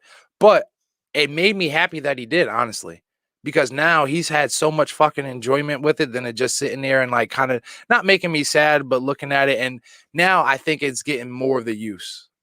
So like, I get it. I totally get it. But it was the explaining to him of like, hey, how important this is. So now if he sees anything that he knows, especially is in a certain area and it looks like a toy, he'll ask instead of being like, hey, you fucking, what the fuck did you do? Da, da, da, da, da. Now he's like, hey, Dad, can I play with this? Can I do this? I'm sure this guy really enjoys being out of the box. I mean, I know it hurts. Getting his swing on. It hurts. But realistically, though, Joe, were you ever going to sell it? Was it ever really going to make you some money? I mean, in theory. So, but those are the things. Like, I think now, like, even, and not to say that my dad would have been like that, but I think maybe growing up, it might have been a lot of things. But now we're growing and we're learning, and it's just like, whatever, like certain things. But you know what I mean? But it's also the joys of learning, also being a parent and being like, you know, learning that like there's way different ways to handle things than like even myself. I've learned like instead of yelling at my son, when he sees that disappointment, like he will turn his whole day around. Like I would sit there, like if I catch him messing around in school or whatever, I'll be like, dude, all right, you know you messed up. Like I'm just like I expected you to do better. His whole day turns around versus for me being like, dude, what are you doing? You got to get to and then it's still like kind of like that. So I don't know if it's just, you know, me learning and just growing or whatever, but it is what it is. Long story, less long. Have conversations with your children. Speak to them about the right things. Don't be scared. You know what I mean? Like these, like children are smart. Think about how like when you were as a child, we might see some kind of growth. Teach them the right things. Let them be open. Like just because you like something, just because you believe in something, like that might not be the child's route, right? I say that a lot, especially with like race, religion, all the big things, politics. Like, let them form their own beliefs, right? Like, I was raised in the church. I fucking hate the church now. Just not for the religious beliefs or whatever like that, to each their own. And I understand like it's a spiritual thing for some people, but like a lot of the nasty shit that like I learned and like the crazy shit that I learned and maybe even tried, I learned from people in the church. Not gonna smoke my first blunt with somebody with a church kid. Felt on my first booty in the pews. Yeah, Got my don't you first son down at understand a that Super Bowl party at a church party. Like the most repressed kids are most likely to like I mean, made that's, out. I'm telling you. you're fucking begging them to do shit. Tell them how bad all that stuff is and watch how quickly they do it. You know how many of the boys and girls were teenage parents from the church? So like in my mind, I'm seeing all these kids like and not knocking them or whatever, but it's just like that necessarily wasn't the best place. You know what I'm saying? And hindsight to my aunt, it was probably like the best place, but I learned a lot of the shit from church folks.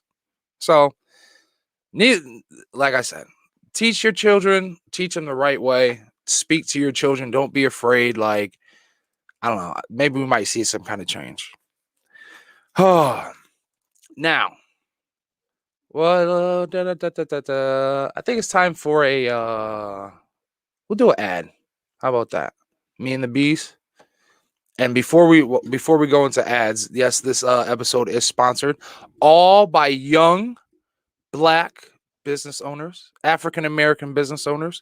I was saying this earlier, that a couple episodes I've been speaking about this. How can we make change? I think the best way to start making changes is by doing it, right? So I am taking the initiative, not just because it's Black History Month, but throughout the time, especially because, you know what, Joe, I've reached out to a bunch of like young people that I know are like starting businesses. I was like, hey, write me up a 30-second ad slot, like start promoting you, advertising, free advertising. Nobody's done it. So it's just like, I'm trying. I'm reaching out to the youth. I'm reaching out to young African American business owners, giving them the opportunity first. You can't fucking bring a horse to water. So, because you can't bring a horse to water, I will bring the water to my avid listeners, and I bring these people up. I bring these ads up, because I want you guys to support these young businesses. These are businesses that I have supported recently, that I have recently found out.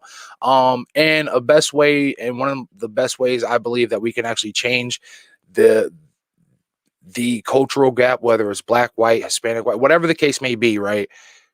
By supporting, right? So these 3 or 4 businesses that will be advertising throughout this episode, they're all somebody that I believe in, somebody that I believe that if everybody goes ahead and, you know, shows them support, we can see some good change. So we'll start with Me and the Bees.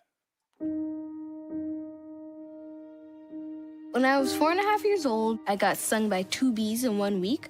As you can imagine, I was really afraid of the bees because I was afraid that I was going to get stung again. My dad taught me about the bees themselves, and I found out that they were important. So I was like, if the bees are this important and they were declining and they were dying, then maybe I should help save them. So I decided to create a business. I started selling lemonade. And I wanted to donate a portion of the proceeds to organizations that were working hard to save the honeybees.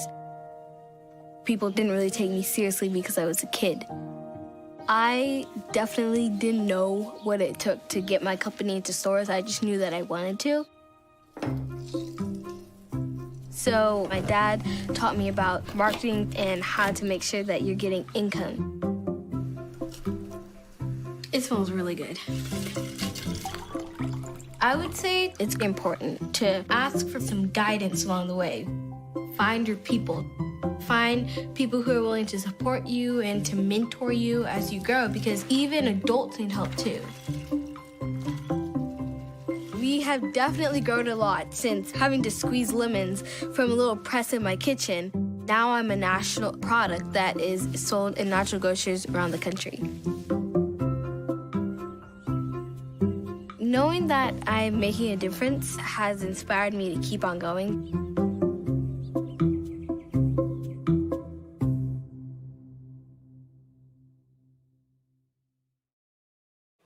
So there we have it. That was Michaela. She is the owner and operator of Me and the Bees. Amazing, amazing lemonade. I actually went and tried some of it yesterday. I found that they're she's in the stores, in a couple stores in Connecticut.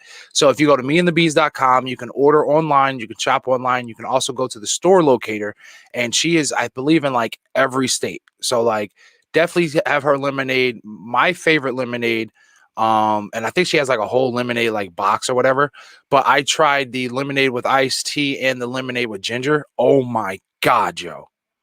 Like, oh, there you go. You have the lemonade and ginger right there. Like, phenomenal. So definitely go check out Michaela. Phenomenal fun, phenomenal business.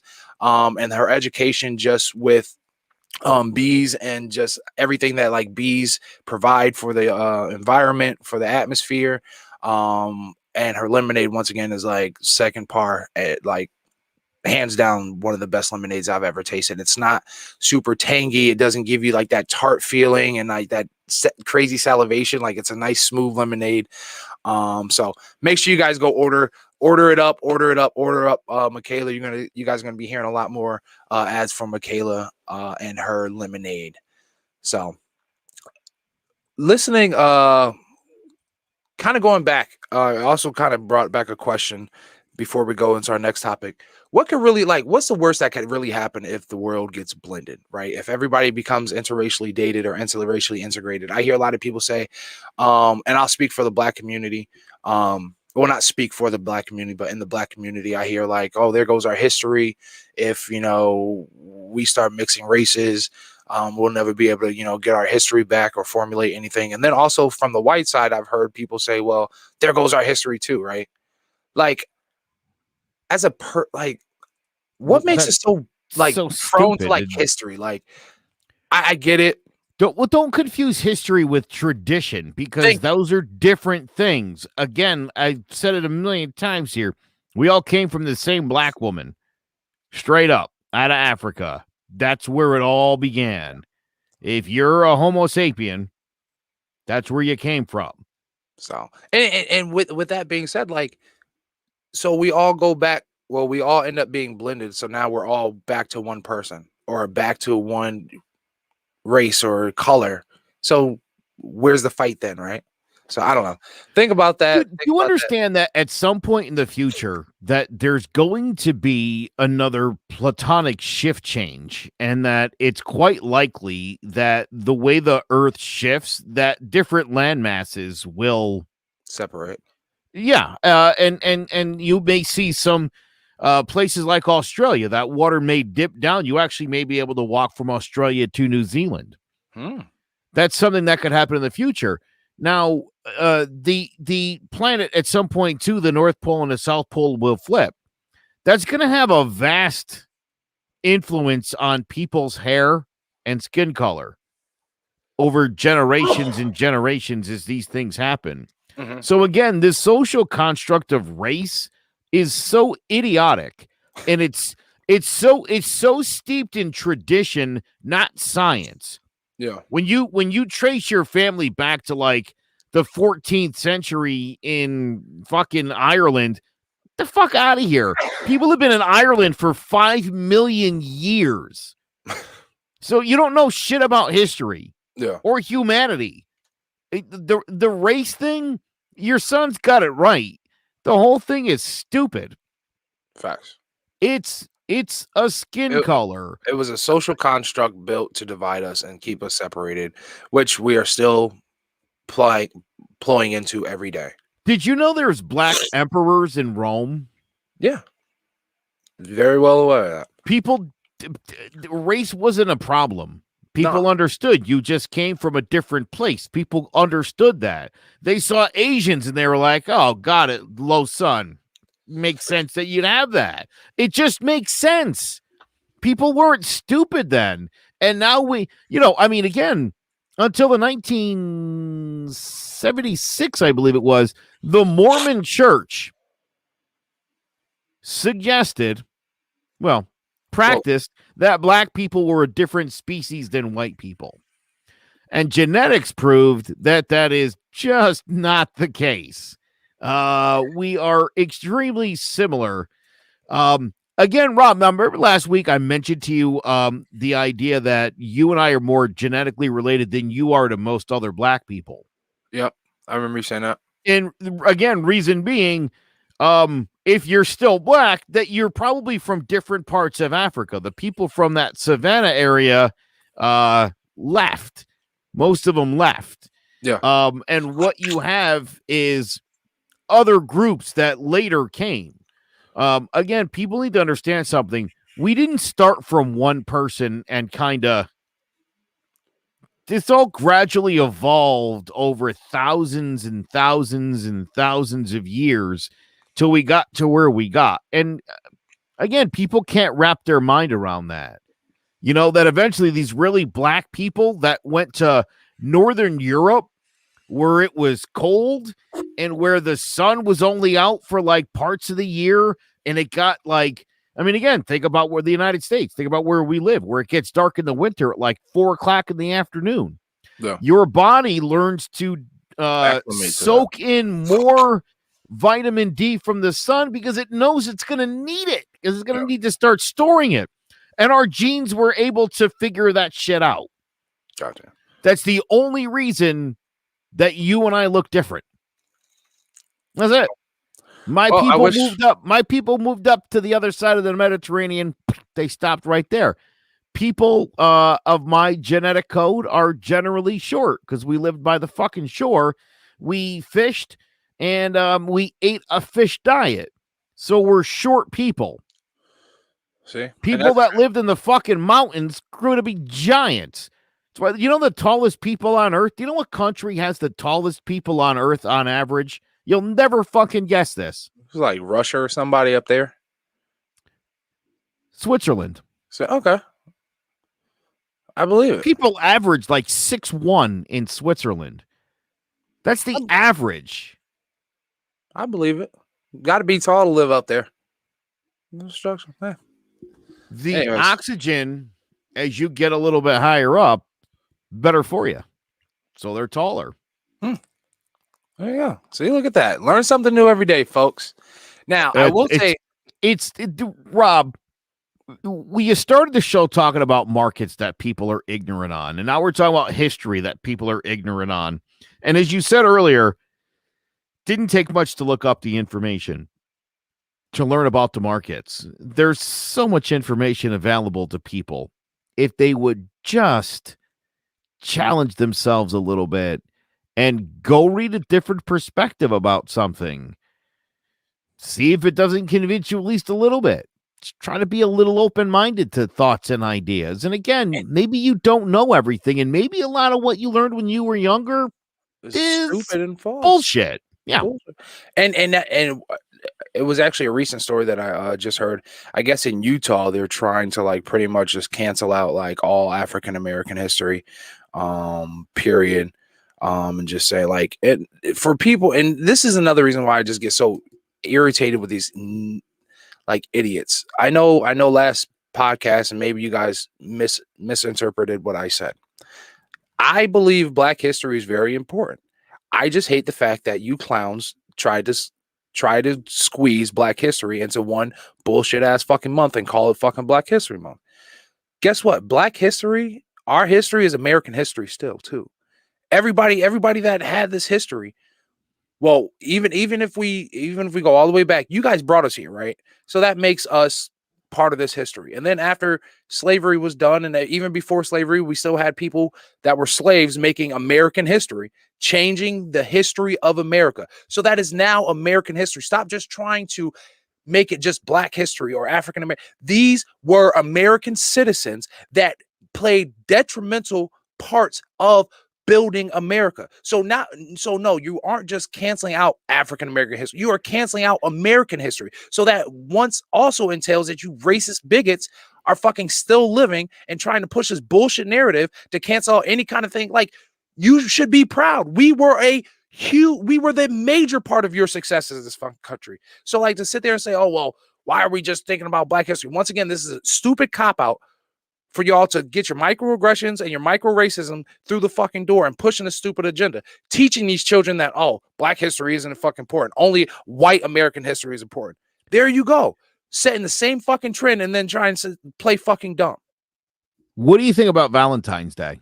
Valentine's Day is bullshit too. It's another reason just for fucking people, for men to go fucking spend useless fucking money to prove how much they love their significant other. If you don't know that I love you, hold up. You should do it every day, all year round, right? Every fucking day. How do you feel about Mother's Day? Mother's Day, the same thing. Father's Day? Father's Day, the same thing. I hate all these. I hate all of these fucking these. Listen up. All these holidays are economic boosts. These are stimulus, right? Look at all these things, right?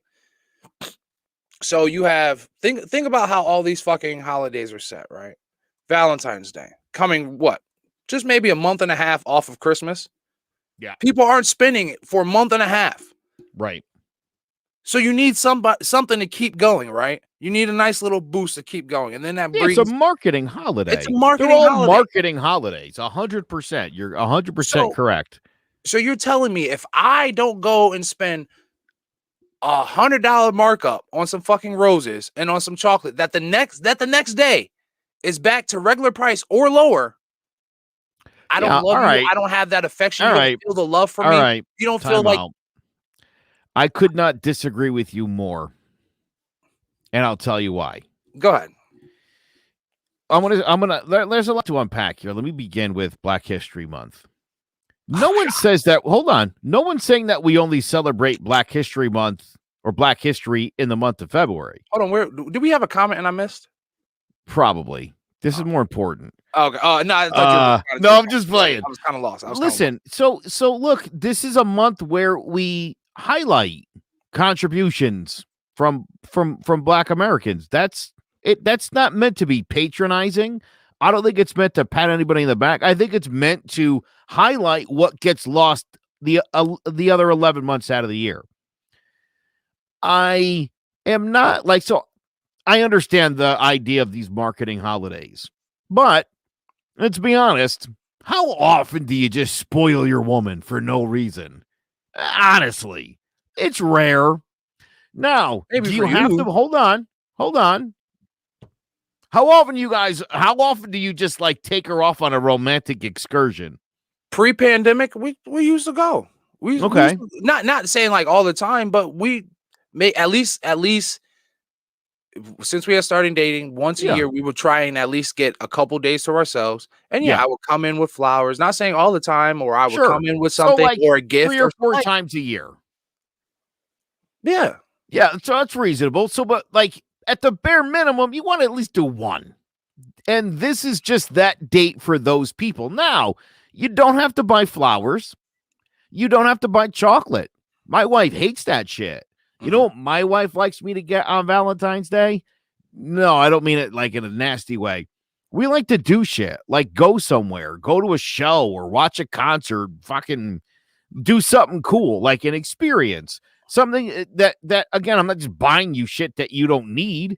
But we're gonna go do something cool together. Tell you that you don't need a day. We'd never do it on the 14th. We do it on the 13th or the 16th or whatever the weekend is. So it doesn't matter. But same thing with Mother's Day. I mean, I'm mean to my mom all the time. So mean. If it wasn't for Mother's Day, I'd probably never tell her how great of a mother she is. And well, that's wrong. Only you. That's certainly on me. You rely. It is a nice reminder, and I appreciate it. Joe, see, that's the thing. You need a reminder. See, Joe, you need a reminder to appreciate your mother. No. I take people for granted. You shouldn't be taking your mother for. So there's certain people, I will take a bunch of people for granted. I'm not taking my significant other for granted. I'm not taking my mother for granted. I definitely aren't taking. Well, I probably do. I'm not taking my. You don't realize it. Who? My mother? Yeah, everybody. You take your mom for granted. Everybody does. I talk to my mother, if not daily, every other day.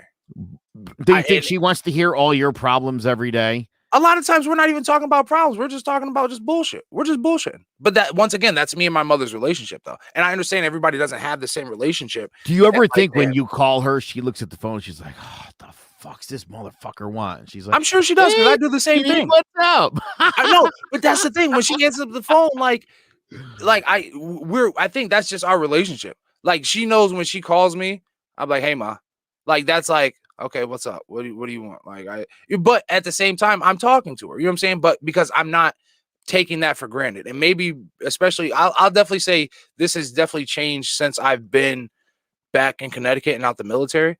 Especially when I was in military, I maybe talked to her maybe once, 3 times, maybe a month. You know what I'm saying? And at that point, I would definitely say I took it for granted. But now, especially just getting older and realizing, like me and my mother have always had an amazing relationship. But so definitely early, I would say I probably took her for granted. Now, a lot less. I'll call her just because I'm not doing shit. And I'm like, shit, I haven't called my mom.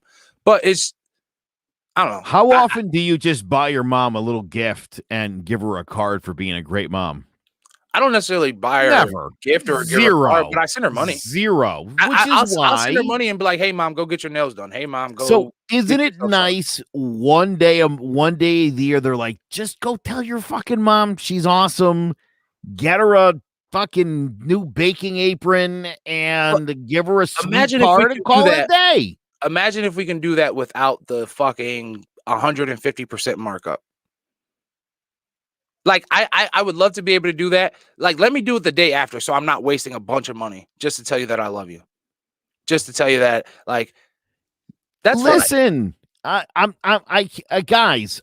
I'm on your side here ultimately, but the fact of the matter is, these are marketing holidays. These were all, first of all, Santa Claus too. I mean, Coca-Cola created the Santa Claus that you see. The whole idea of the gift giving, that's more horse shit. Horse shit we just bought into. And so the best is they pull the pagan Christmas tree in for some reason. But, right? No, I'm just saying, Father's Day. What you get for Father's Day? Does that make you or break you, like how you know you're a good father? Like, I don't let Father's Day determine whether or not I'm a good father. Like, I get more excitement seeing my son like accomplish things that I know I've helped him with, or like I see him growing into like that's more of a present or gift to me than you coming down and giving me the same tools or socks or whatever like fathers get for Father's Day. Like, to me, I don't need that material shit. Like, show me like it's the dope shit that I see, the dope experiences that we live through that like is more awarding as being a father than you cooking me breakfast or any, like, I don't know. I guess, but listen, it's first of all, this isn't Christmas, so it's not like if you wake up and there's no breakfast made in a shitty macaroni picture and like your tie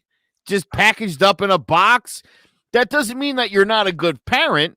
Just the same, if your kid buys you like a fucking Mercedes and you go out and get it, I mean, you could still be an asshole of a father. Just means that your kid fucking hit it big. That's all it means. It doesn't mean anything. There's no reward for it. It's just, here's the thing. You can have that relationship with your girlfriend where you're like, dude, I'm not into that shit. She's like, yeah, me neither. It's stupid. Right? Or you got the girl that's super into that shit. She's like a princess and she's been planning her wedding to whomever since she was like 8.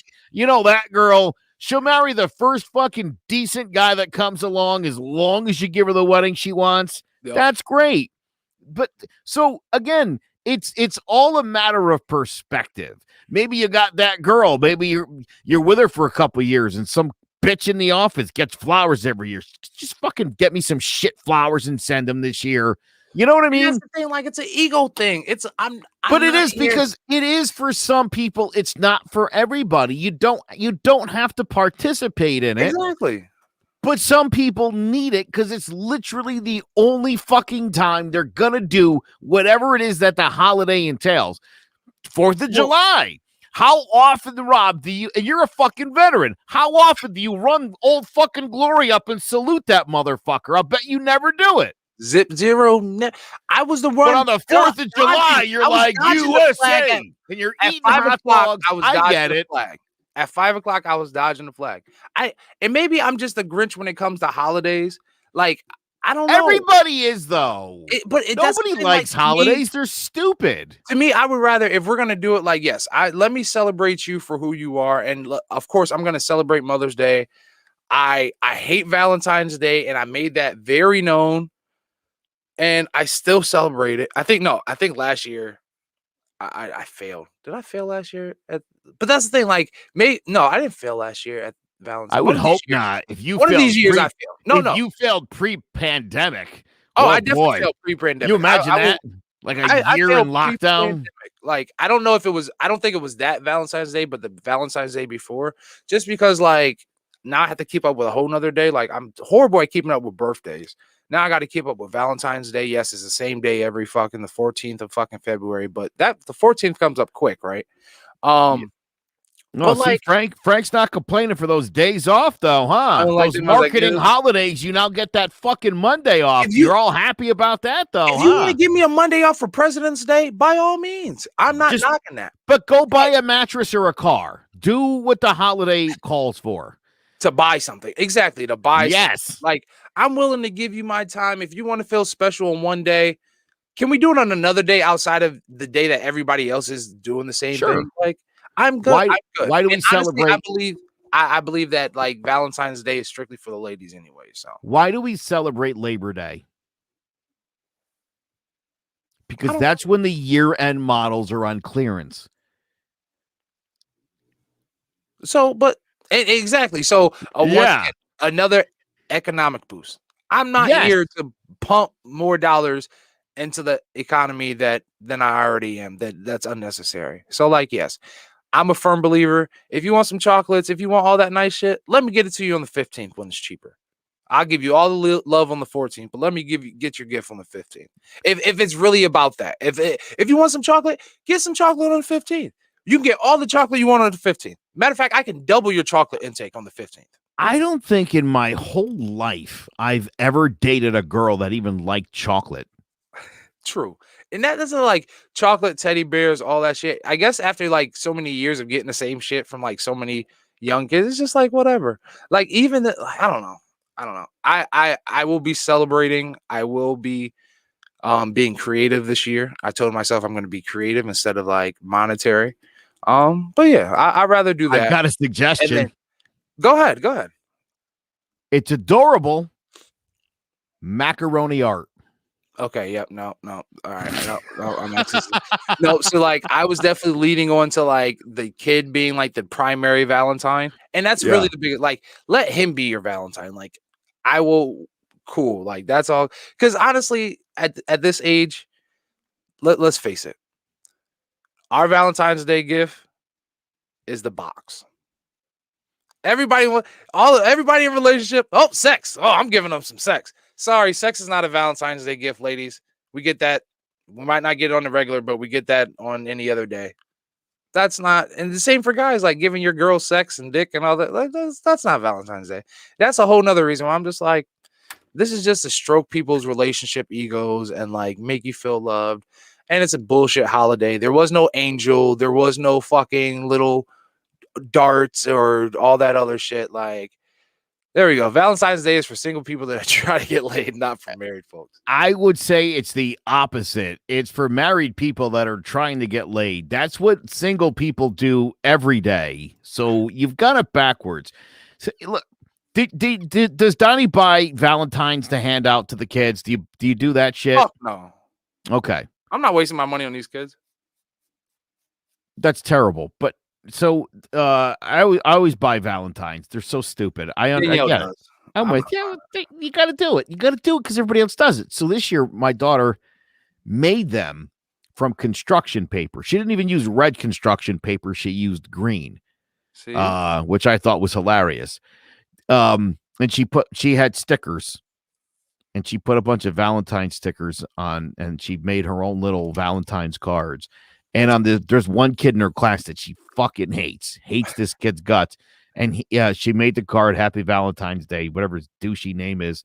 And the sticker she put on it said, how about no? I That's thought hilarious. that was amazing for her, especially. That's I thought that was really great. How Yeah, about she's amazing. no? She's awesome. See, that's why I want a girl, so like she can be like the girl version of me. Like that's when I look at Reagan and you, I'm like, yo, that's Oh like, yeah, that's awesome. Hell yeah. Now I will say the only time we're talking about kind of like culture differences and color differences, there's only one time that I actually like approve of like cultural and like color battles, and that's on Family Feud. Like I don't know. Do you watch Family Feud as much? love as Family Feud. I've love been a fan of the Feud going back to the Richard Dawson days. Okay, see, In the 1980s. Yes. okay, so now we got the Steve Harvey days, and I have Love to 'em. say, Steve Harvey is the fucking goat. The way, and I this came up just because I was watching the other day, and like I love it when you have like the black family versus. This is the only time where I love you have the black family versus the white family because you literally get to see like two cultures come together and then like blended, right?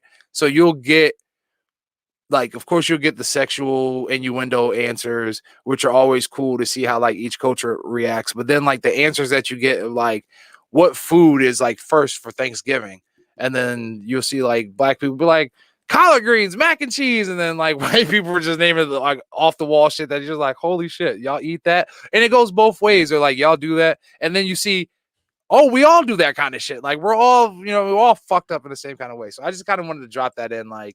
Those are one of the few battles that like I'm all for, like battle of the cultures. Super dope. I love Family Feud. By the way, I know I think we talked about it when he died. Chadwick Boseman. Yeah, thank you. And I didn't see Black Panther, but I've seen the comment. I'm very well aware of what it is and what it looks like.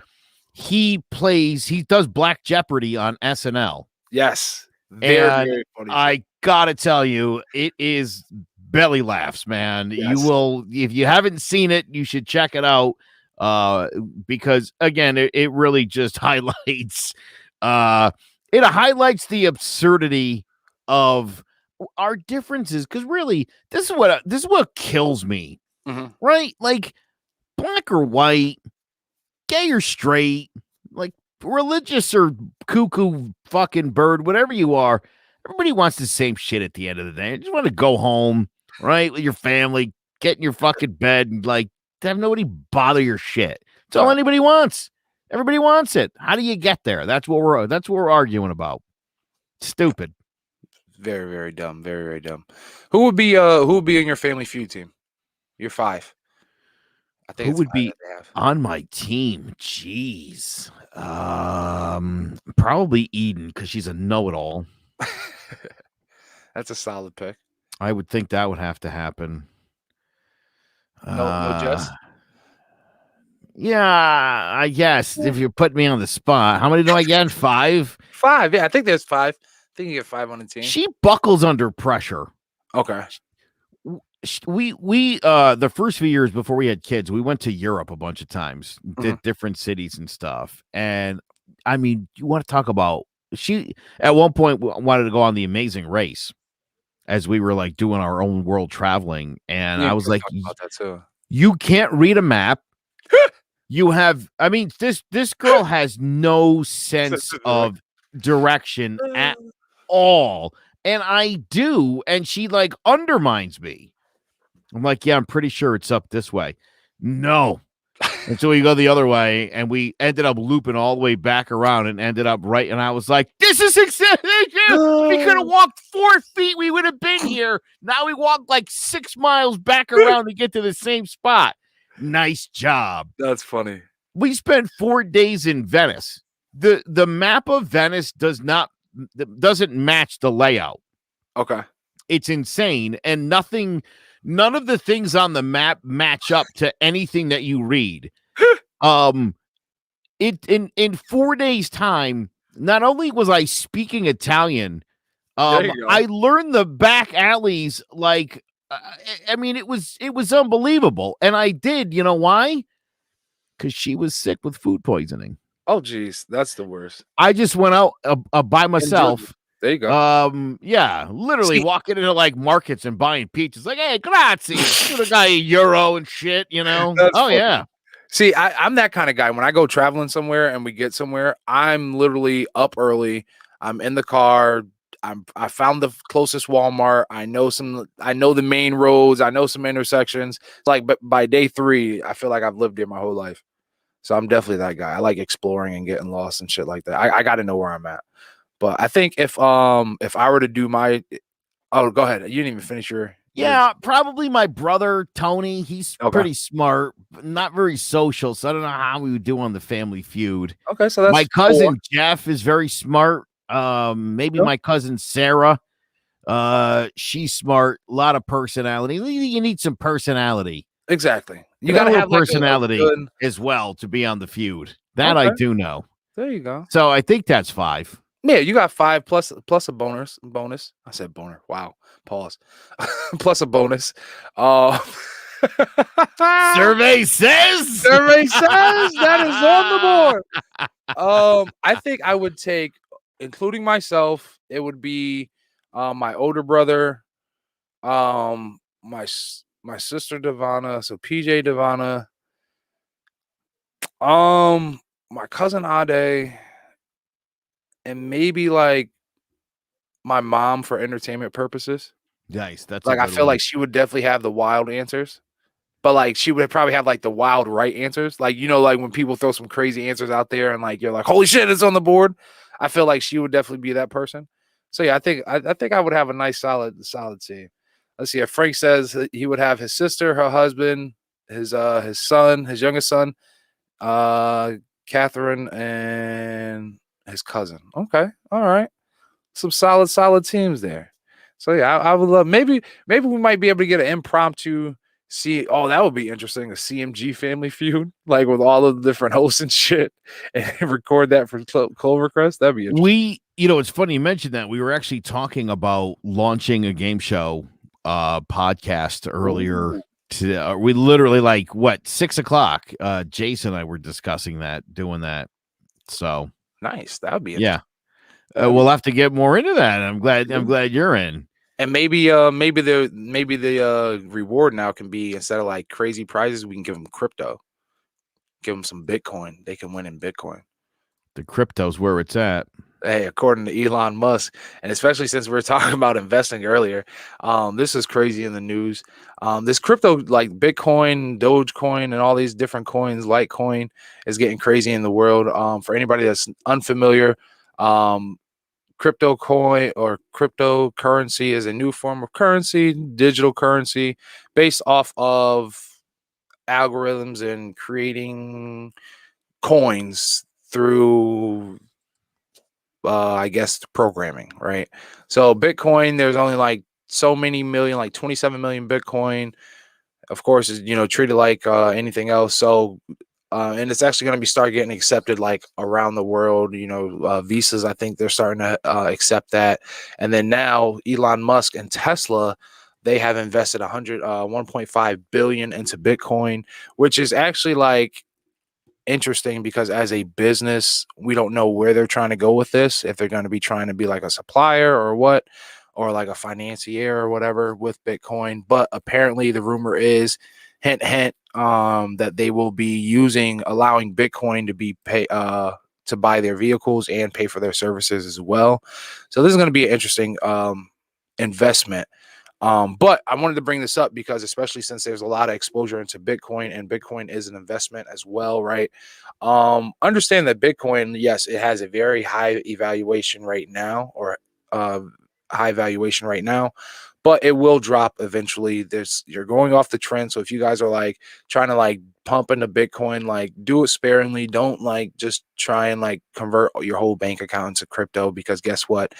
At this point, you might have $20 or $200 in Bitcoin, but once that shit goes down, that price of what your Bitcoin is going to be going down as well. So like I'm excited that everybody's getting into Bitcoin. I think Bitcoin is definitely a new way of the future, but let's not like I do get worried because I do see a lot of people talking about how like it's going to change the ways, and you're not going to be able to get like government restrictions and guidelines onto it. Guess what? It's coming. Like the government is they're just trying to figure out the way how they're going to be able to regulate everything. So like do your due diligence. Definitely, if you're going to be getting into Bitcoin, go into the right, use the right services.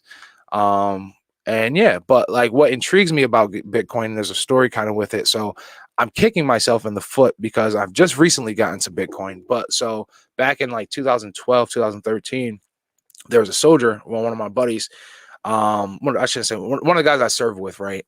Very to himself. Like he was definitely like I don't want to say loner, but like he would come to work and then after work was done, he would be in his barracks room, single kid. Like he had like 2 computers, like mad screens, and he would be playing World of Warcraft on one and then like trading cryptocurrency, i.e. Bitcoin on the other, right? And like literally he would be like, no, I'm not going out anywhere. I'm just buying whatever shit online and Bitcoin. So like he would literally put like half of his paychecks into Bitcoin. And this was like 2012, I want to say. Needless to say now, Fortenberry's fucking rich as fuck. Like he's fucking loaded. So like I'm kicking myself because like he was like, I remember sitting there listening to him a couple times and he'd be like, yeah, man, this is gonna be the next wave. And here we are 10 years later and it's fucking growing. And he's definitely had a strong foothold into the Bitcoin game. So, and this is like when Bitcoin was like $5 a Bitcoin. So like I'm talking like he was like putting hundreds of dollars into this shit. So congratulations to Fortenberry, wherever you are, brother. I hope you're enjoying your wealth very, very much so. So yeah. Oh, and then also it also made me the real reason why, well, not the real reason, but another thing that kind of worried me into the major story of this, right? The story of the young man that killed himself due to getting into trades with Robinhood, 20-year-old. 20-year-old, I won't, he's from Illinois. I don't want to say his name. But well, fuck it. Bill, I believe his name was Bill Brewster. He committed suicide. No, I'm sorry. Alexander Kearns was using Robinhood to trade options. And when you get into like investing, you learn about options, but like options is a strong threshold, and it can be like a very, very heavy threshold and like hurt you in a way if you don't know what you're doing. So this guy, he ended up tried to trade options. From what it looks like is he did a put. So long story short, a put is saying pretty much you think that a certain stock is going to go down, and you're putting money into that. So as the stock goes down, you're making money as the stock goes down. But if that stock goes up, or if you don't know how to read your actual portfolio, it will look like you're really negative until you complete a certain trade, right? So the option of a put is to buy 100 shares at a certain price, whether it's up or down. And with a put, you want to buy 100 shares at a lower price, right? But anyways, so he did a certain trade, and after he did the trade, his account read negative $730,000 in the hole. Now, I know how scary this can be because literally as you do a put, your values can go from being up maybe $1,000 1 minute to being down 3,000 and something, right? But you don't know exactly what you're doing because you haven't completed the trade. So in this guy's situation, what it's looking like is he was actually up. He was actually up because his amount was in a put option. It was doing what it was supposed to be doing. The certain stock was going down, but the gap was showing a negative balance. Now, when you close out, when you go ahead and sell your option, that negative converts into positive because you're looking at a negative balance because the stock is going down, but because you sell at a lower price, you're gaining money, and that difference is where you get your positive, right? So he's looking at a negative, not realizing that once he completes his option trade or once he sells off, that negative is going to turn into positive, and there goes his profit. Well, he did the trade, I believe, on a Friday.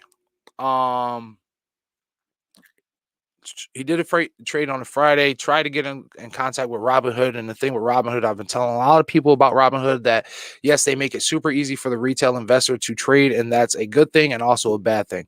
They have information, educational services on there. But of course, a lot of people, they're not doing that. They're just trying to go off of what they see on YouTube and, just off of small knowledge, which is why we say, educate yourself, educate, right? So tries to contact, Tries to contact Robinhood. Of course, Robinhood does not have the best customer service agents. So like nobody's picking up the phone, nobody's responding to emails. So the next day or a couple days afterwards, after he's not getting a response, he decides to take his own life, running himself, pushing himself onto a moving train. Right.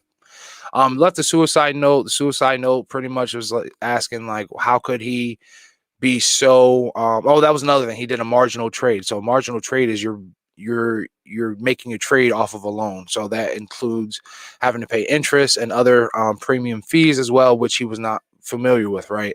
So because of this, going into an options trade, not knowing what he was going into, he got himself into what he thought was a hole, which actually turned out to be profit, and killed himself because he thought he owed Robinhood to the sum of negative $730,000, which in all reality he had a profit of like, I believe like 500,000 if he would have just waited. Jeez. And the kicker to that, Robinhood actually responded to him, but a day late.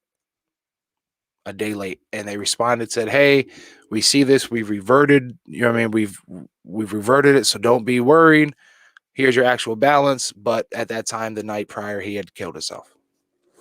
So I say that not to scare anybody, not to, get you worried about investing. Investing is a phenomenal thing if you know what you're doing. If you are educating yourself, if you're doing your research and not just going into trades blindly, right? Not going into crypto blindly, not doing anything with it, especially if you should not be investing with money that you know you need, or if it comes down to it and you have money in there and you're going to have to pull it out, that's not the money that you should be investing with. So first and foremost, build a financial sound plan, become financial literate, then invest, because you're trying to invest in your future, not trying to make a quick come up, right? About 99.9% people that invest to gamble, they end up losing. And as you can see, this brother did not end up losing. He actually won, but he thought he was losing because he did not have the right education. He did not know what he was doing in this trade. And I do not want to see other people end up like this young gentleman and his family. So my condolences. And my thoughts and prayers to anybody out here that has experienced something like this, that may have lost tremendous things, family members, finances, anything. Know what you're doing. Please do your research. Please just don't jump into the trends. These things are going to hurt you, whether you know it or not. Right. So, and I think that's all I'm going to really say on investing, at least this episode, but I definitely had to get that out. Anything on that, Joe? No, that's some shit though. That's wow, man. Yeah. I can't even believe that. That's so crazy. It's But fucking again, crazy. don't get in over your head with shit. I mean, Exactly. That's what it boils down to. So, if you could be an expert in something, what would it be, Joe? If I could be an expert in something, what would it be? Instant expert. I would like to be the world's greatest. I don't know. God, I was thinking about this earlier. I thought something would kind of hit me. I don't know. Maybe what I'm doing. I'd like to be an expert in that. That'd be great. But I don't know. Maybe like a scientist. I like to be a scientist. I like science. Okay. An expert, I don't know. I'm trying to think of a different brand of science. I don't really know any. Like an astrophysicist, like the premier astrophysicist. I'd be a real douche. Okay. I'd be like Neil deGrasse Tyson. That'd be my just real pompous and knows all this shit. I love that guy. I know some people don't like him. Some people think he's a little pretentious. I think he's great. He's super smart. He knows a lot of shit. I'm reading his book right now. There you go. Might have to pick your brain about that later. It's really great. Letters from a Young Astrophysicist. It's absolutely fascinating book. There you go. Well, if I could be an expert, I would be like an expert. What are the interrogator? So how the people that and when and when you look on TV and the interrogators are mad, cool, calm, collective, but know how to just pull it out of you without like you even realizing it. Like you're just sitting there talking like, fuck, I said too much. How did he get that out of me? That's what I would love to be an expert interrogator. Like like Tom Cruise in A Few Good Men. There we go. Exactly. You can't handle the truth. Mm-hmm. So. Yeah, goddamn right. I ordered the code red. Oops. That was funny. Yeah, if you could have a Matlock moment in every single case, that would be pretty amazing. Yeah, like where every moment where you trip the guy up, like, yeah, well, I was there and I did kill her. Oops. You know how many fucking like extremists and like racists or like just idiots I would just go fucking just talk to and just, oh my God, that would be amazing. I would love to be an expert at that. Oh, what's that guy's name? Oh, the Nazi hunter. Van Helsing? Is that the guy? I'm not the sure. Nazi hunter. Oh man, dude, you could be like the KKK guy. You could be I'm screwing it up now, but I had it. But that's what that guy did. He was a Nazi hunter, and he went all over the world, and he would kill Nazis. Like that was his job. He was like a Nazi assassin. You could do that for the KKK. Although I understand that their numbers are dwindling. The KKK. Yeah, like it's like a bunch of old baby boomers that like have nothing else to do with themselves. So like now it's more like the Proud Boys and all these other fucking stupid ass groups. But hey. Well, I love that the Proud Boys leader is Hispanic. He's a Cuban American. Well, it fits right along, you know. It fits, you know. When they were like, "Oh, well, he's Cuban," I said, "Well, yeah, he might as well just be fucking racist white." Yeah. So who's the leader of your white supremacist gang? This Cuban. This Cuban guy. Guys. But so, not sure you understand how that works. So in a lot of groups, so like in a lot of those kind of like white only groups, whether it be, you know, so we'll say social groups, you'll see a lot of their like bylaws and shit say like, yeah, you have to be white. You can't be black, but you might be able to be Hispanic depending on what side of the spectrum. Like you can't be Puerto Rican, Dominican, but like Cuban. Yeah, we fuck with Cubans. You can be Cuban. So it doesn't surprise me. But you know what they don't have in Cuba that they'll never be able to top? Good old, go ahead. Yeah, nobody can top what we do here. I'd love to see a Cuban fucking get his threshold on some pizza or anybody. So apparently, the state of Connecticut has proposed to make pizza the official food of CT, which in the hindsight of things, I'm not mad at, because when it comes down to it, I know everybody says, oh, Chicago style, New York style, all this other shit. You get the best pizza, and I've had pizza from all over the world. All of, not everywhere, but all over. Frank, you guys make good sandwiches. Frank, like you're what are those? Was the Cubans? The Cuban sandwich? Oh yeah, like y'all make amazing Cubans, like amazing, right?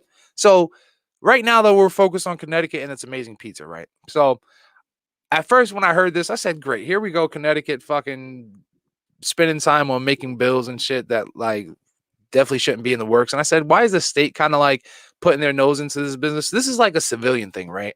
Like you should really just own the title as a state, right? Own this title, forget putting it into a bill. Let us like citizens defend this title, right? We know in Connecticut that like all over the world, when you hear pizza, New Haven comes up. When you hear they do have pizza in Cuban, but it's not the same. Like, I'm sure it's something totally different. Like, when I say pizza, if you show me a picture of a Cuban pizza, I'm sure it doesn't look like a nice brick oven from fucking Mondo's in Middletown, Connecticut, or Pepe's in fucking New Haven, or what's the other fucking, like, there's so many, like, Connecticut is the capital of pizza. So, like, I don't take pride in a lot of things, but Connecticut is definitely there. I don't know. I could be wrong, but like, yeah, you have New York, but you honestly, like the New York slices, they're nothing. Like it tastes good because you're in New York, right? I like greasy pizza. See, but that's the thing. You get all of that in Connecticut. Like I know. So like for I go to 2 primary places, right? By the way, Frank, that's unfortunate if the best pizza you've had is from New York. It's like that's like saying, I've had some really nice jug wine. from the valleys. Yeah, from, yeah. from wine country. Like, yeah, okay. you want a nice Napa, like a nice Cabernet Sauvignon. Yeah. So like, you don't want a jug wine. That's what New York pizza is. It's jug wine. Exactly. It's box wine, heavily bunch of box wine with a stupid label. If you want, so I don't know. I'm a big fan of like nice thin crust, not too thin where it's like, but nice thin crust has to be burnt around the crust, like have your burnt spots, brick oven, and you just don't get that anywhere else. I don't know what made Connecticut like so great at pizza, but between like I'm sorry, there was probably within each town, there's probably at least 3 to 4 pizza shops, and then like each one is not. I'm not gonna. There are some horrible pizza spots in Connecticut, but overall, I would have to agree that Pizza in Connecticut is top tier.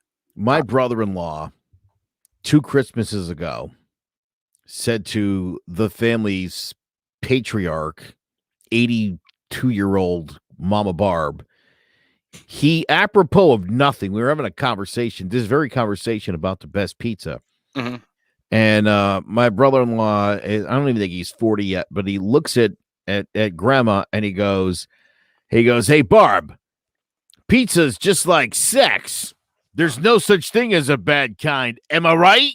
And we were like, of all the people you could have pulled into that conversation, why Mama Barb? What did she do? What did she do? Yeah, Frank, when COVID's over, you come up here and we'll actually take you out to some really nice pizza places.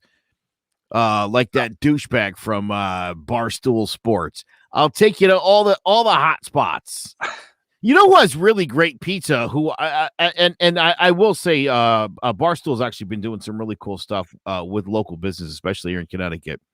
But Bar in New Haven. Mm-hmm. Bar Pizza. Yes. Is that I'll tell you right now, that pizza is better than any pizza in New York by a mile. And I believe whatchamajigget, Dave Portnoy, he's already claimed it. The owner of Barstool, he's already said Bar Pizza in New Haven is the capital. He's already said it.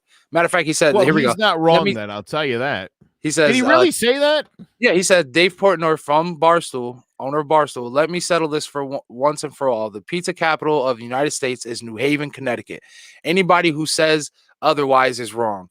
And other celebrities that have backed this up, we have Adam Sandler, Tom Brady, Joe Silva, and some other ones. So yeah. So there you go. There you guys have it. We're holding it. Pizza's the fucking Connecticut is the national state for pizza. I want there to be a time in the not so distant future where the keychains of Connecticut are no longer whales. The pizza slices, but just pizza slices. See, yeah, I'm not. See, you know what? Look at Connecticut setting the standard. With Wales, we were giving everybody oil before fucking the Middle East took over, by whaling, and then now look at us giving everybody the right kind of pizza. It's a Connecticut always sets standards. And now, have you also noticed? And I wasn't trying to get political with it, so we'll stay real quick with it. But have you noticed that Connecticut is getting a lot of love from President Biden? Like a lot of fucking love. We're a very sexy blue state. So hey, you never know. Our taxes might be high, and it might be boring as fuck. But hey, we got the best pizza, and not too bad pizza people. And look, we even shut down the Proud Boys apparently. So he's only going to raise your taxes if you're making over $400,000. It's on his website. Well, that's Biden. Who knows what Lamont will do? At least statewide. Oh, that guy's a douche. Well, let's see here. I think we'll go into most bows for our next. Do you want to do it now? Yeah, we're going to.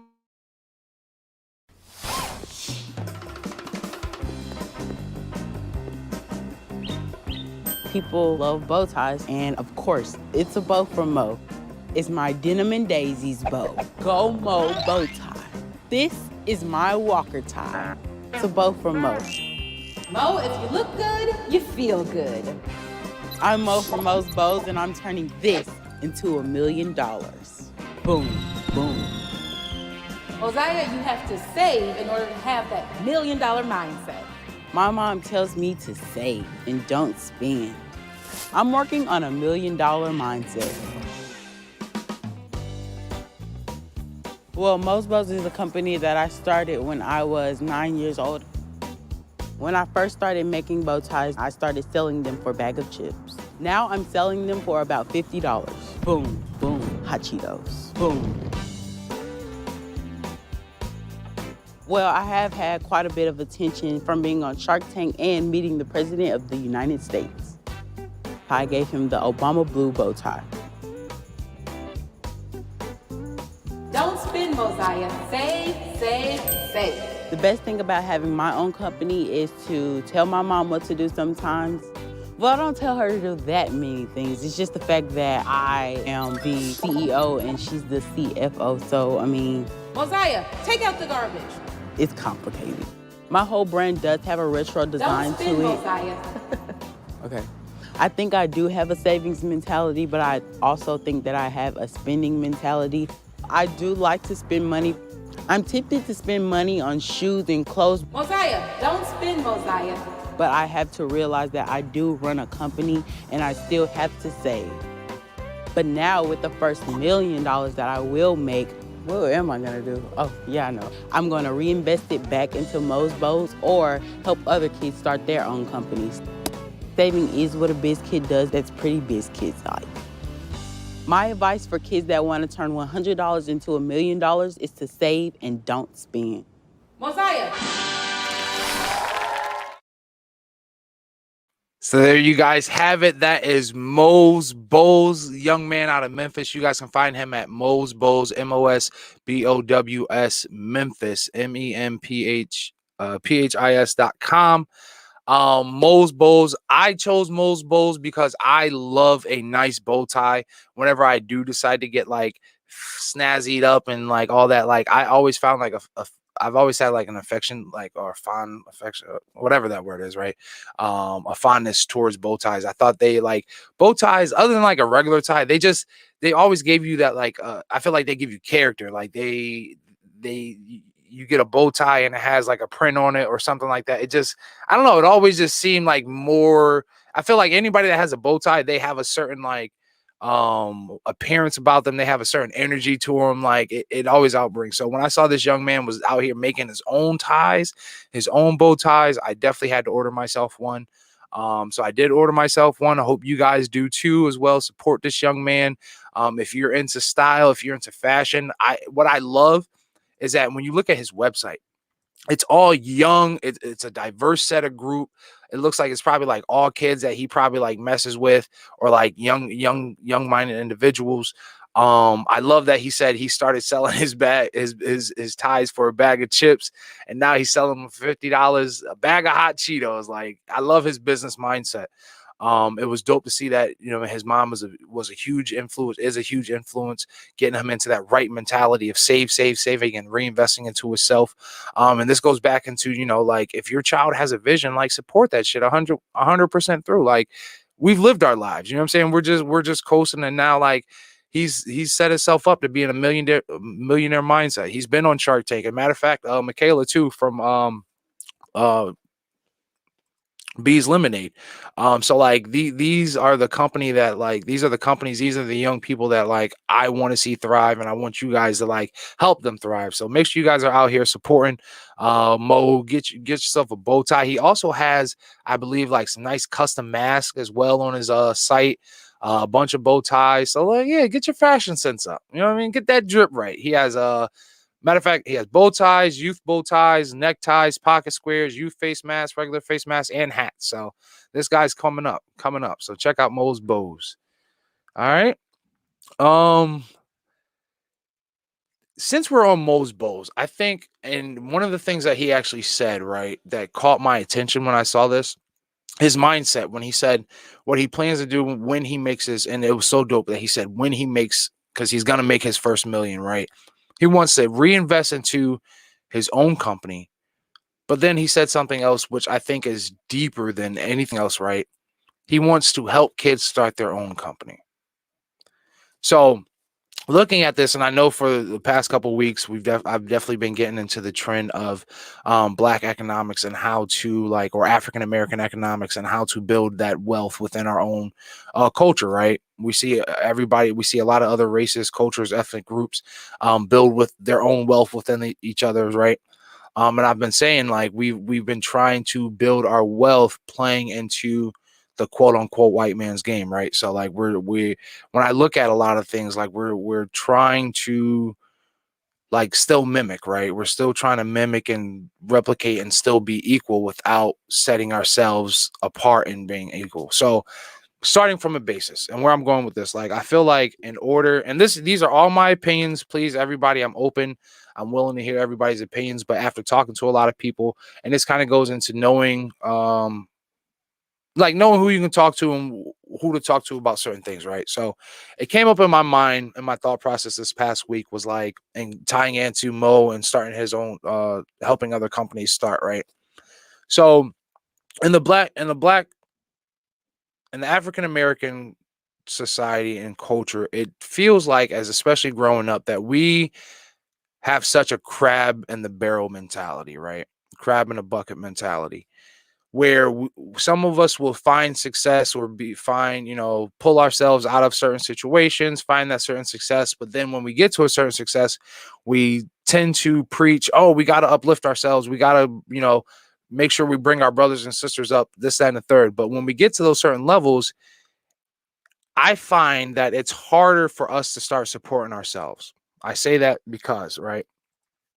A question was brought up in one of the groups, one of my group chats, one of my investment groups that I'm part of, and it was saying, I had brought up, hey, this, as I was doing my research, kind of it's how the stock market started and how it came about itself, right? 26 people, I believe, started the stock market. 26 white people started to trade and everything else like that. I said, so if Black people wanted to get to a certain level, right, and kind of rinse and repeat their money into their own economy, into their own structure, what would it take for pretty much the new Black Wall Street? And when I say the new Black Wall Street, a stock market, a trading market full of just Black-owned businesses, right? What would it take to start that? Of course, market caps and everything else like that, trading won't be as great, or the returns right now, investment returns wouldn't be as great because, unfortunately, there aren't that many Black businesses that are at such scale as Apple's and stuff like that, right? So the first question that or the first response that I actually received was why would we want to do that? My investment return wouldn't be as great. We would be competing with Wall Street. We'll be competing with the stock market. We'll be competing with NASDAQ and all that, right? Or the New York Stock Exchange. Well, no, it's not in my mind, I'm no, it's not a competition because we're starting from the ground up, right? So say, for instance, Moe's Bowls and then Michaela's lemonade company, right? They start becoming liquid, even if they're not liquid, right? So if we start at the base and we say, okay, we have these great businesses, we put them, they come publicly now on the new Black Wall Street, right? Now we are investing into these companies.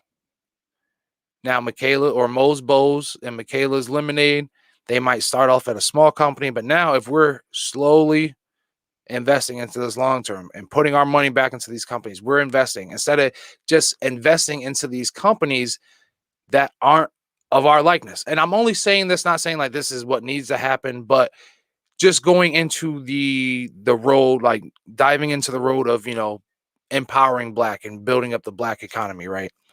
And they were well, I wouldn't want to do that because that's just too much work. So then it kind of made me think if we're not willing to start at the basis and the foundation, then how are we ever going to actually build something, right? You can't just build something without starting from somewhere. So I feel in the Black community, we're not willing to start from ground zero as a whole, right? With this crab in a barrel mentality. And one of the people that I was having this conversation with, I go to her for just about everything.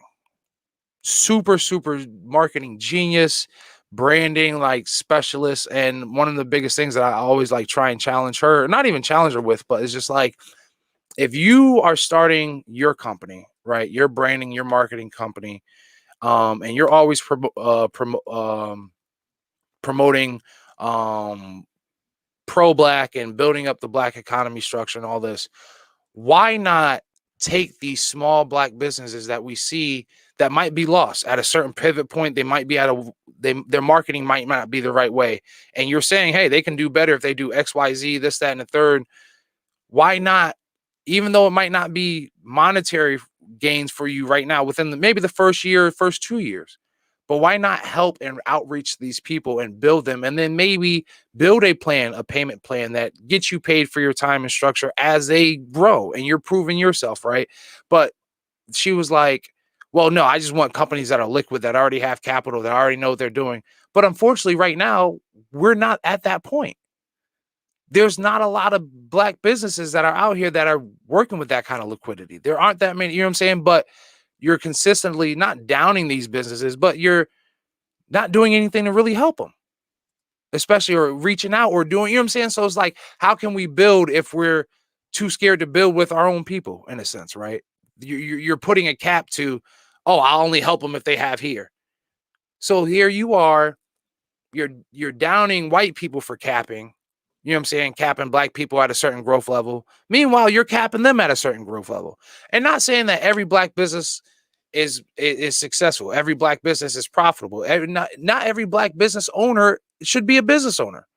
You know what I'm saying? Like I've stated this before. I'm still waiting for 3 black businesses that started up during COVID to give me products that I haven't even reached out for, because it's just like, whatever. At this point, I know I will never do business with you again. And at the looks of it, you're not even doing business for yourself anymore, right? But if you have a reputable black business and you see a black business striving or starting, or even like somebody with an idea, we have failed ourselves too much and so worried about like coming up within our own times that we're forgetting that for us to come up as a whole, we have to start somewhere with our own basis. So I wanted to see us stop working against ourselves, because that's what even then, right? I said I reached out to a handful of young black businesses, or not even young, just small business owners that were either black or Hispanic, and said, hey, I'm giving you guys a platform to promote. Nobody's done it, right? So we also have to want it for ourselves. We also have to want to like build ourselves and want to understand, like, and we have to understand that this shit doesn't come overnight, right? Like it's just not like, it's just not to say it's not possible, but it's not possible if we're not making ourselves a priority in our own race, right?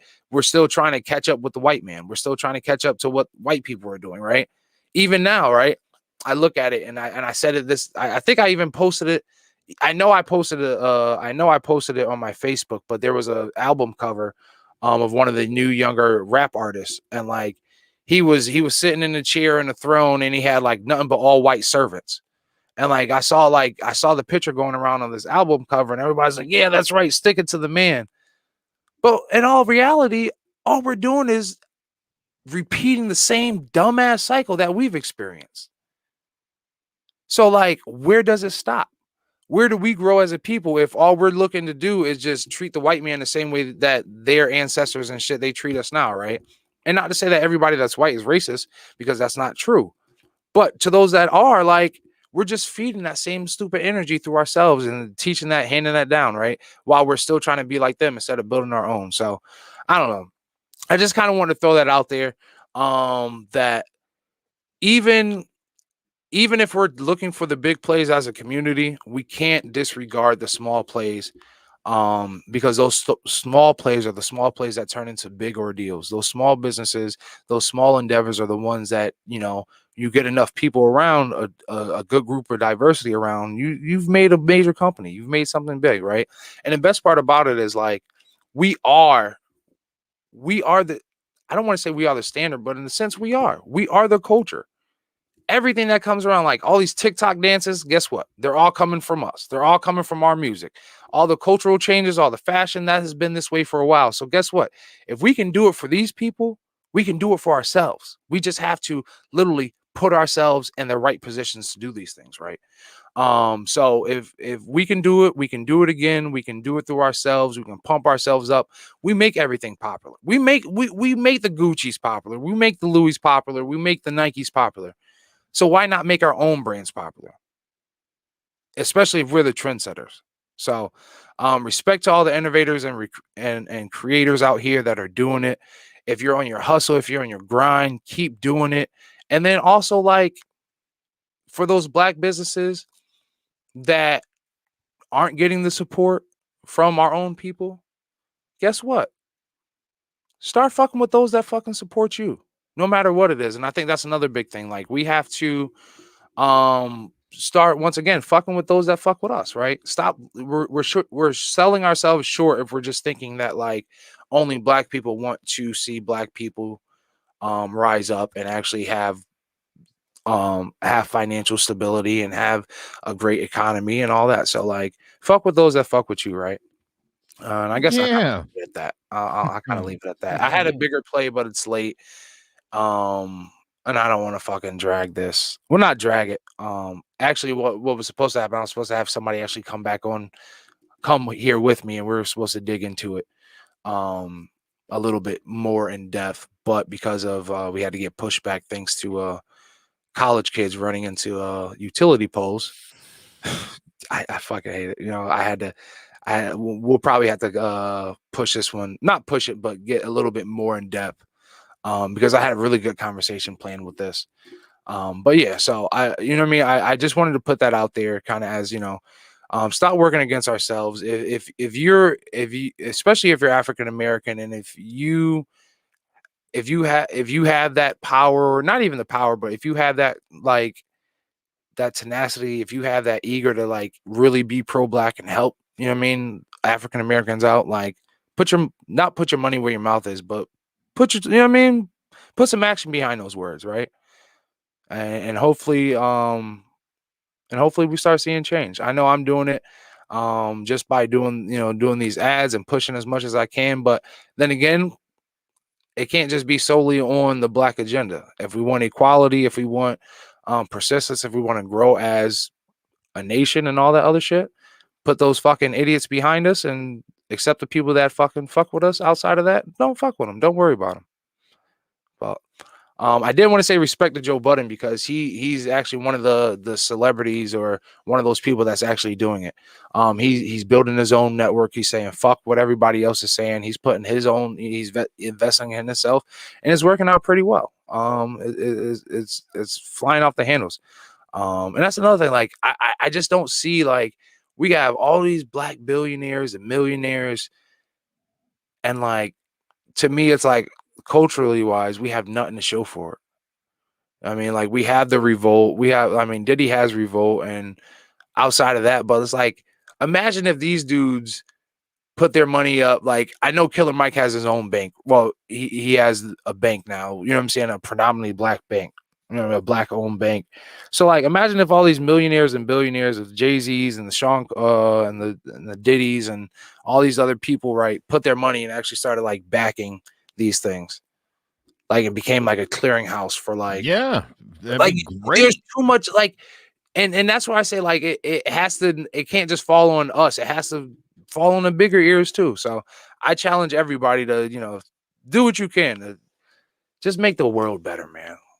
But anyways, I guess we will lead with go into the Happy Org, our ad for the Happy Org. And before we start the video, I just want to say the Happy Org was founded by a young Black woman named Haley Thomas. And it's an organization that promotes youth empowerment through holistic education. They commit to planting seeds for the next generation to blossom into happy, healthy, informed, and activated individuals in their homes, schools, communities, and the world. And Haley Thomas, she's changing it. She's changing the world. I love how her push for a healthy and holistic living especially for our youth, especially in the school systems, gaining, giving them nutrition education, health education is super, super dope. So I'm glad to be highlighting this. The Happy Org. Check it out. Small issue with this one. Uh-oh. A little bit of a copyright issue on that one. Oh, so we will not play that one then. Yes. So, since we don't want to play that, don't want to get copyrighted, I will say check out the Happy Org, Haley Thompson, or Thompson, not Thompson. I'm sorry, Haley Thomas. Haley Thomas. I believe her website is the Happy Org or shit. Let me the Happy Org is what it's called. Happy Org. I was about to say the happyorg.com, but it's the happyorg.org. Check them out. You've once again you founded and led 501c organization. Oh, and that was the other dope thing, right? So with her board of directors, all youth. Like I think that's really cool. Like 22 years old. So like everybody on the board is young. They all have their own positions. Like, and I believe they call it their Gen Z board. So it's like 6 or 7 board members. The oldest one is 21 years old. The youngest is 15. So like super, super That's phenomenal. Really cool. They have a couple initiatives, the Academy, Happy Academy, which is an online holistic education platform for youth.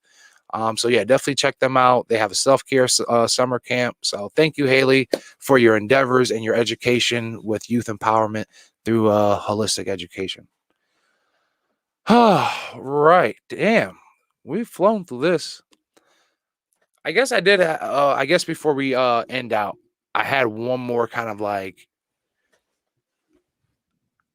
what I guess you could say icebreaker question, or like informative or like thought-provoking question. There we go. If you could be magically immortal, at what age would you stop aging and why? 22. 22? Yeah. Why 22? I mean, I was probably at my prime physical peak, I would think. I feel like everything worked better. I think I was taller too. I swear. Yeah. I could do amazing things then. Everything about me then. If I could do any of that shit now, I'd be like Superman. So here we go.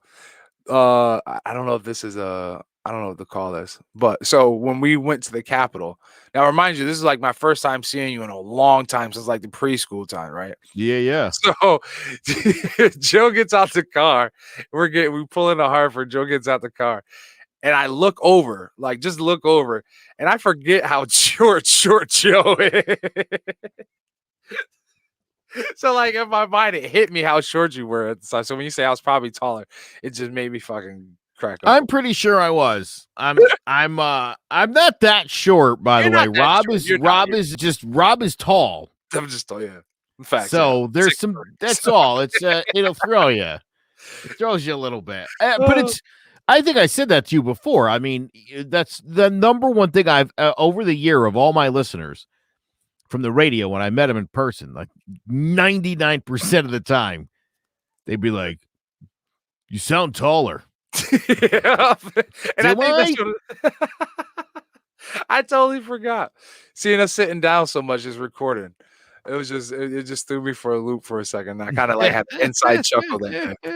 But I think for me, it would probably be like mid-20s, like 25, 26. I think that those are the days I had a lot of fun.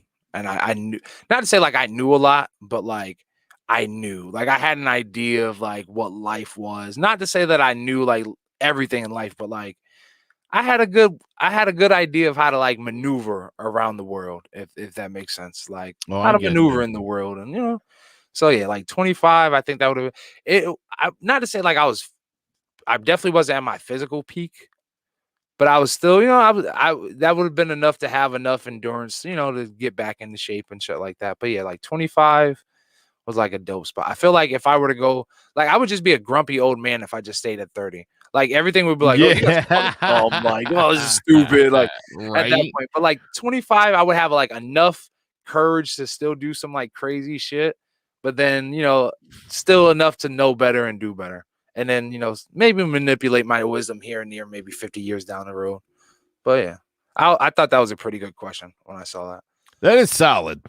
That is solid. Yeah, I would love to meet somebody who picks like 10 or somebody who's like 45. Like I feel like even if you go like young, if you're like 18, you can't do too much at 18 still. Like, yeah, you can't even really like legally drink still. So like definitely got to be above 21, but I don't want to be like past 30. Yeah. Like, nah, I still need to be prime time.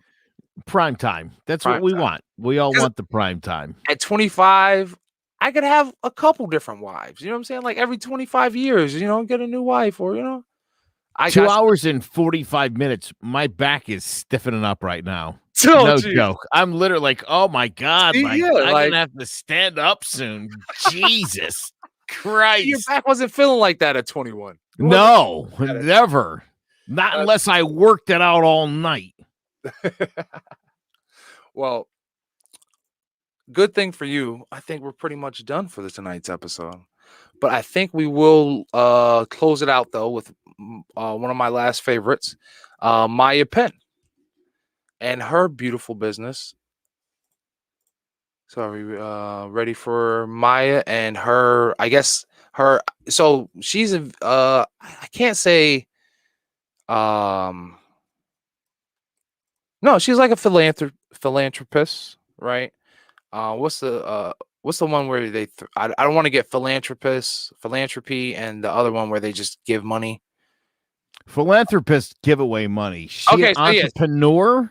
No, okay, so no, she's not a philanthropist. Well, she has a nonprofit, but she's not that way. She's a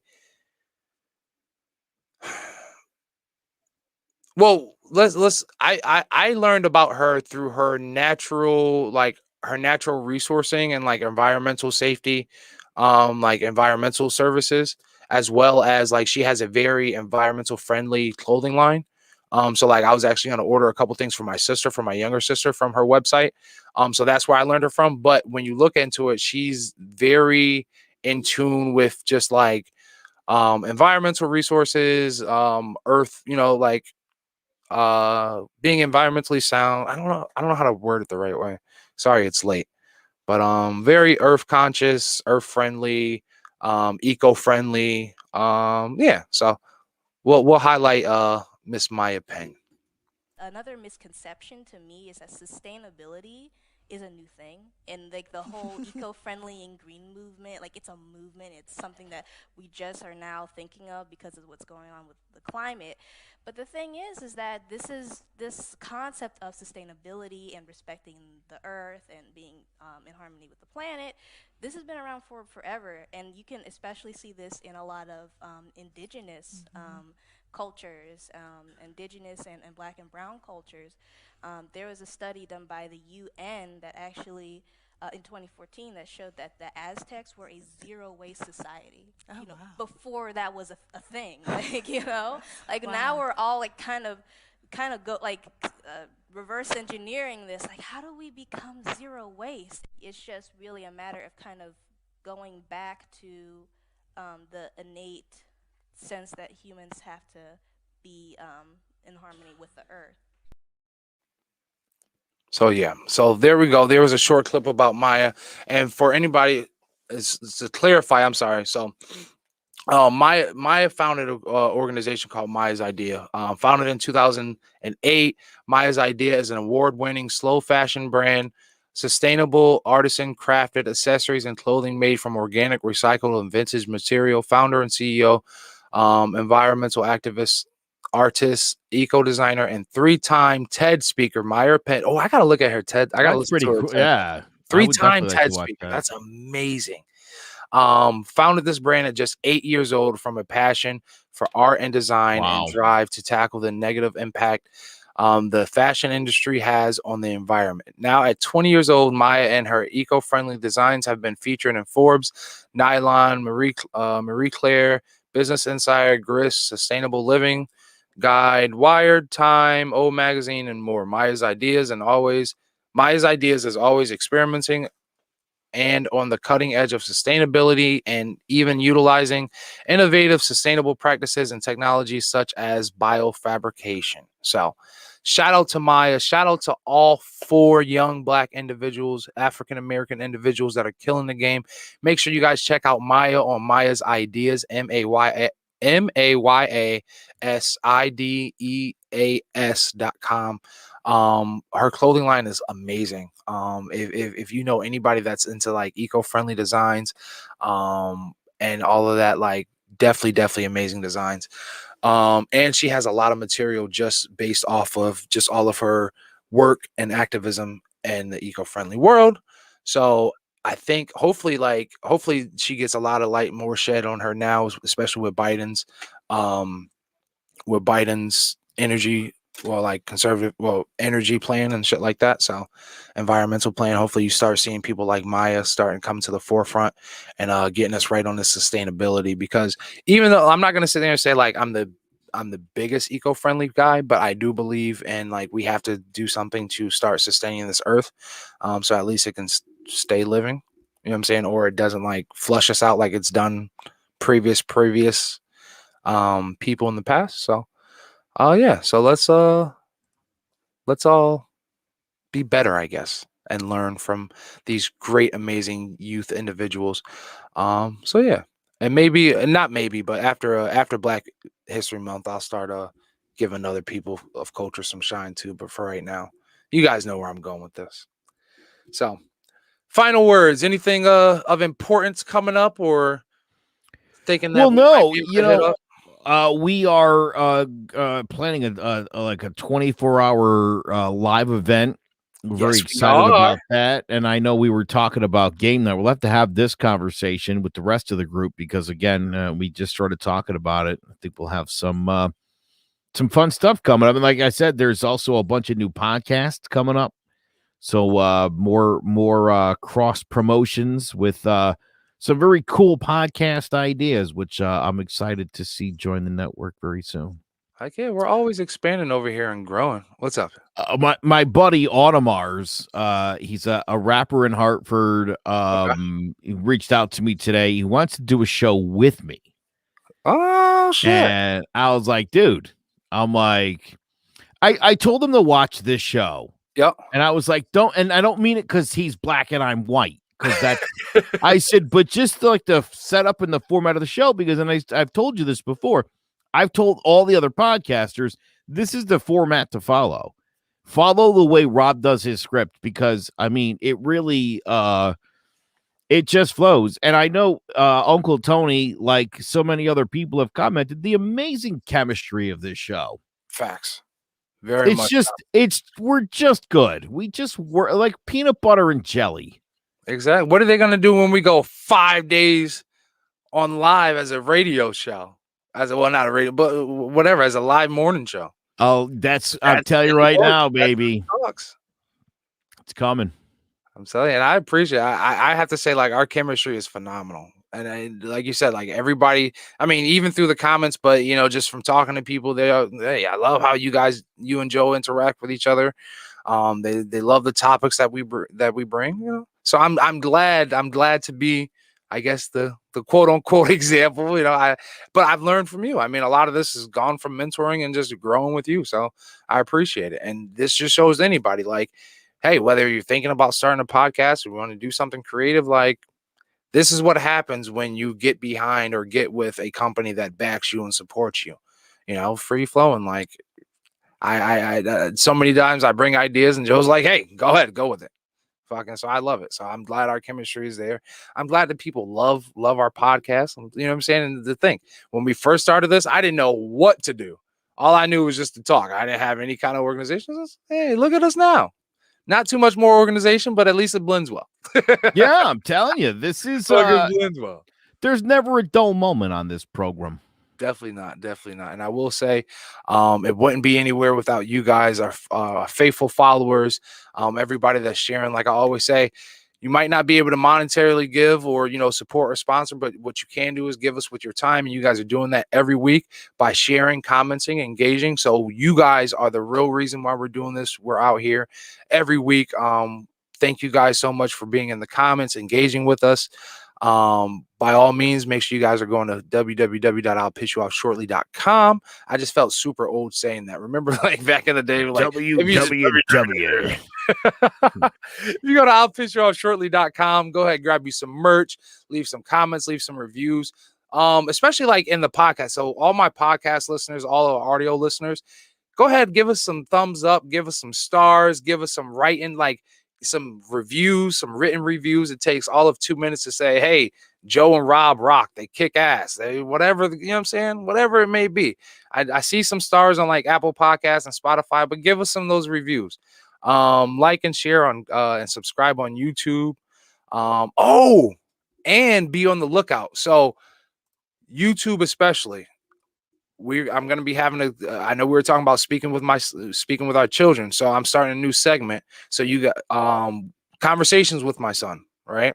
And so you guys can see, and I think a lot of these conversations that we have, I felt like we were having so many conversations that they just had to be recorded. So you guys can start seeing those dropping very soon, shortly, from I'll Piss You Off Shortly. Those would be kind of,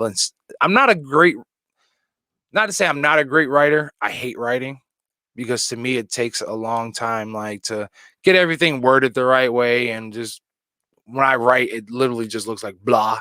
And then I have to like re-edit and edit. I never was a fan of like writing and shit like that. So you guys will get the audio blogs from me and my son and I. And these are going to be conversations that like nobody really probably expects to have with a 5-year-old. But I felt that these conversations were super like awesome and just phenomenal. The fact that he's having these conversations. So what I hope to get out of this is, after years and years, you guys can see, one, not necessarily critique me how I, you know what I mean, how I speak to my son or have these conversations, but hopefully it might open up the door for you to have conversations with your children, and or even give me input, things that I might not be thinking about or, you know, speaking about or even addressing, and we'll go from there. So and I think about it this way: 5 years from now, when he's 10, to be able to like trace like his growth and our growth as, you know, father, son, or just him just growing up in life, and just being able to say, hey, these are the things we talked about, you know, even when he's 16 years old, like, hey, these are the things you were talking about when you were 5. You know what I'm saying? So hopefully you guys get as much as excitement out of listening to these as I will, that I've had recording these and having these conversations. And these conversations are just like pure, and I try and let him lead. You know what I'm saying? So I try and ask him thought-provoking questions where he gives, you know, honest answers. And I tell him all the time, like, there's no wrong answer. Just talk freely. So look forward to those. I don't know exactly what I'm gonna call those inserts yet. Hopefully I can get like 1 to 2 a week out in the meantime between podcasts. So we're gonna start there. And then, like Joe said, we're gonna be looking to do a 24-hour marathon, I guess like the old phone-a-thon, I guess we're content-a-thon, we'll call it. Yeah, I like that. So look at that, and you'll be able to see everything that Clovercrest Media has to offer. And if you guys want to get early acquainted with Clovercrest Media, go ahead and visit us at clovercrestmedia.com, where you'll be able to find I'll Piss You Off Shortly, and 30 plus more podcasts, shows just like mine.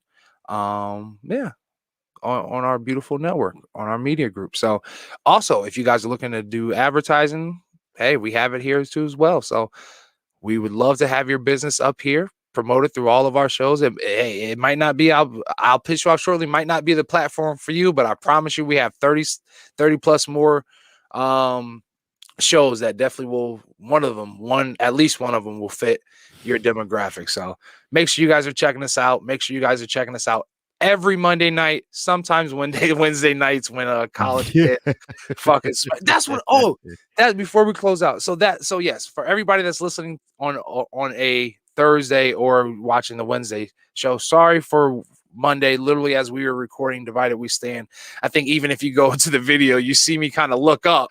Boop. And that was literally, because you heard it. Yeah, I heard. So we're recording, and then I hear it, and I looked up, and then literally my screen goes blank, and then literally as that happens, the power goes off, and I'm like, motherfucker.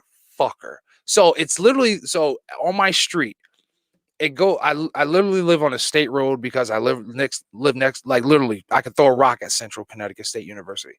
My street coming down, these idiots at the light, they like to just gun it because they know it's a straightaway, but it's a little curve, small little curve, right? And every time in the snow, you hear people sliding, like even if they're going, like they're sliding. So I heard the high rev, and then I didn't hear it, and then I heard the boom. So what he did was he slid. He probably saw the cop. So what happens is a lot of times, because there's a green, the cops will park facing the road on the opposite side of the green, clocking people. But usually people don't see him until they're all the way into the curve. So I think what had happened was he saw it, tried to brake, and slid in all that fucking snow. And that same pole at least gets hit probably 2 or 3 times a year. Oh, Jesus Christ. And it's always during horrible weather. So like, I remember a couple episodes, probably maybe about 10 episodes ago, like it happened before, and like we had to record on a Wednesday because that pole gets hit, and I don't know why they haven't like changed the configuration, but that pole gets hit and like our whole grid always shuts down. Always shuts down. So I apologize for us being a whole 2 days late or a day late, however you guys want to call it. Thank you guys for following again. Appreciate you guys. I promise. Well, I can't promise anything, but try and stay as on schedule as possible. You could promise this though. Promise. I'll pitch you off shortly. You guys make sure you guys have a good night. Thanks for listening. Thanks for tuning in. I'm Rob Benjamin. That's Joe Aguirre. We'll pitch you off shortly. Good night. One day, I'm gonna get it right one day. Hey, remember how many times you used to do the messages for your voicemail? It goes something like this. What's going on, everyone? Thanks for locking into another episode of I'll Piss You Off Shortly. This is the podcast where we debate everyday issues, pushing your thought process beyond what's normal. The topics discussed here are meant to be intense, promote growth, and at times may have you feeling a little bit uncomfortable. Me too, a little bit. We may not always agree, and we will more than likely have varied opinions. But with that being said, I can't promise to be your favorite podcaster. Neither do I want to.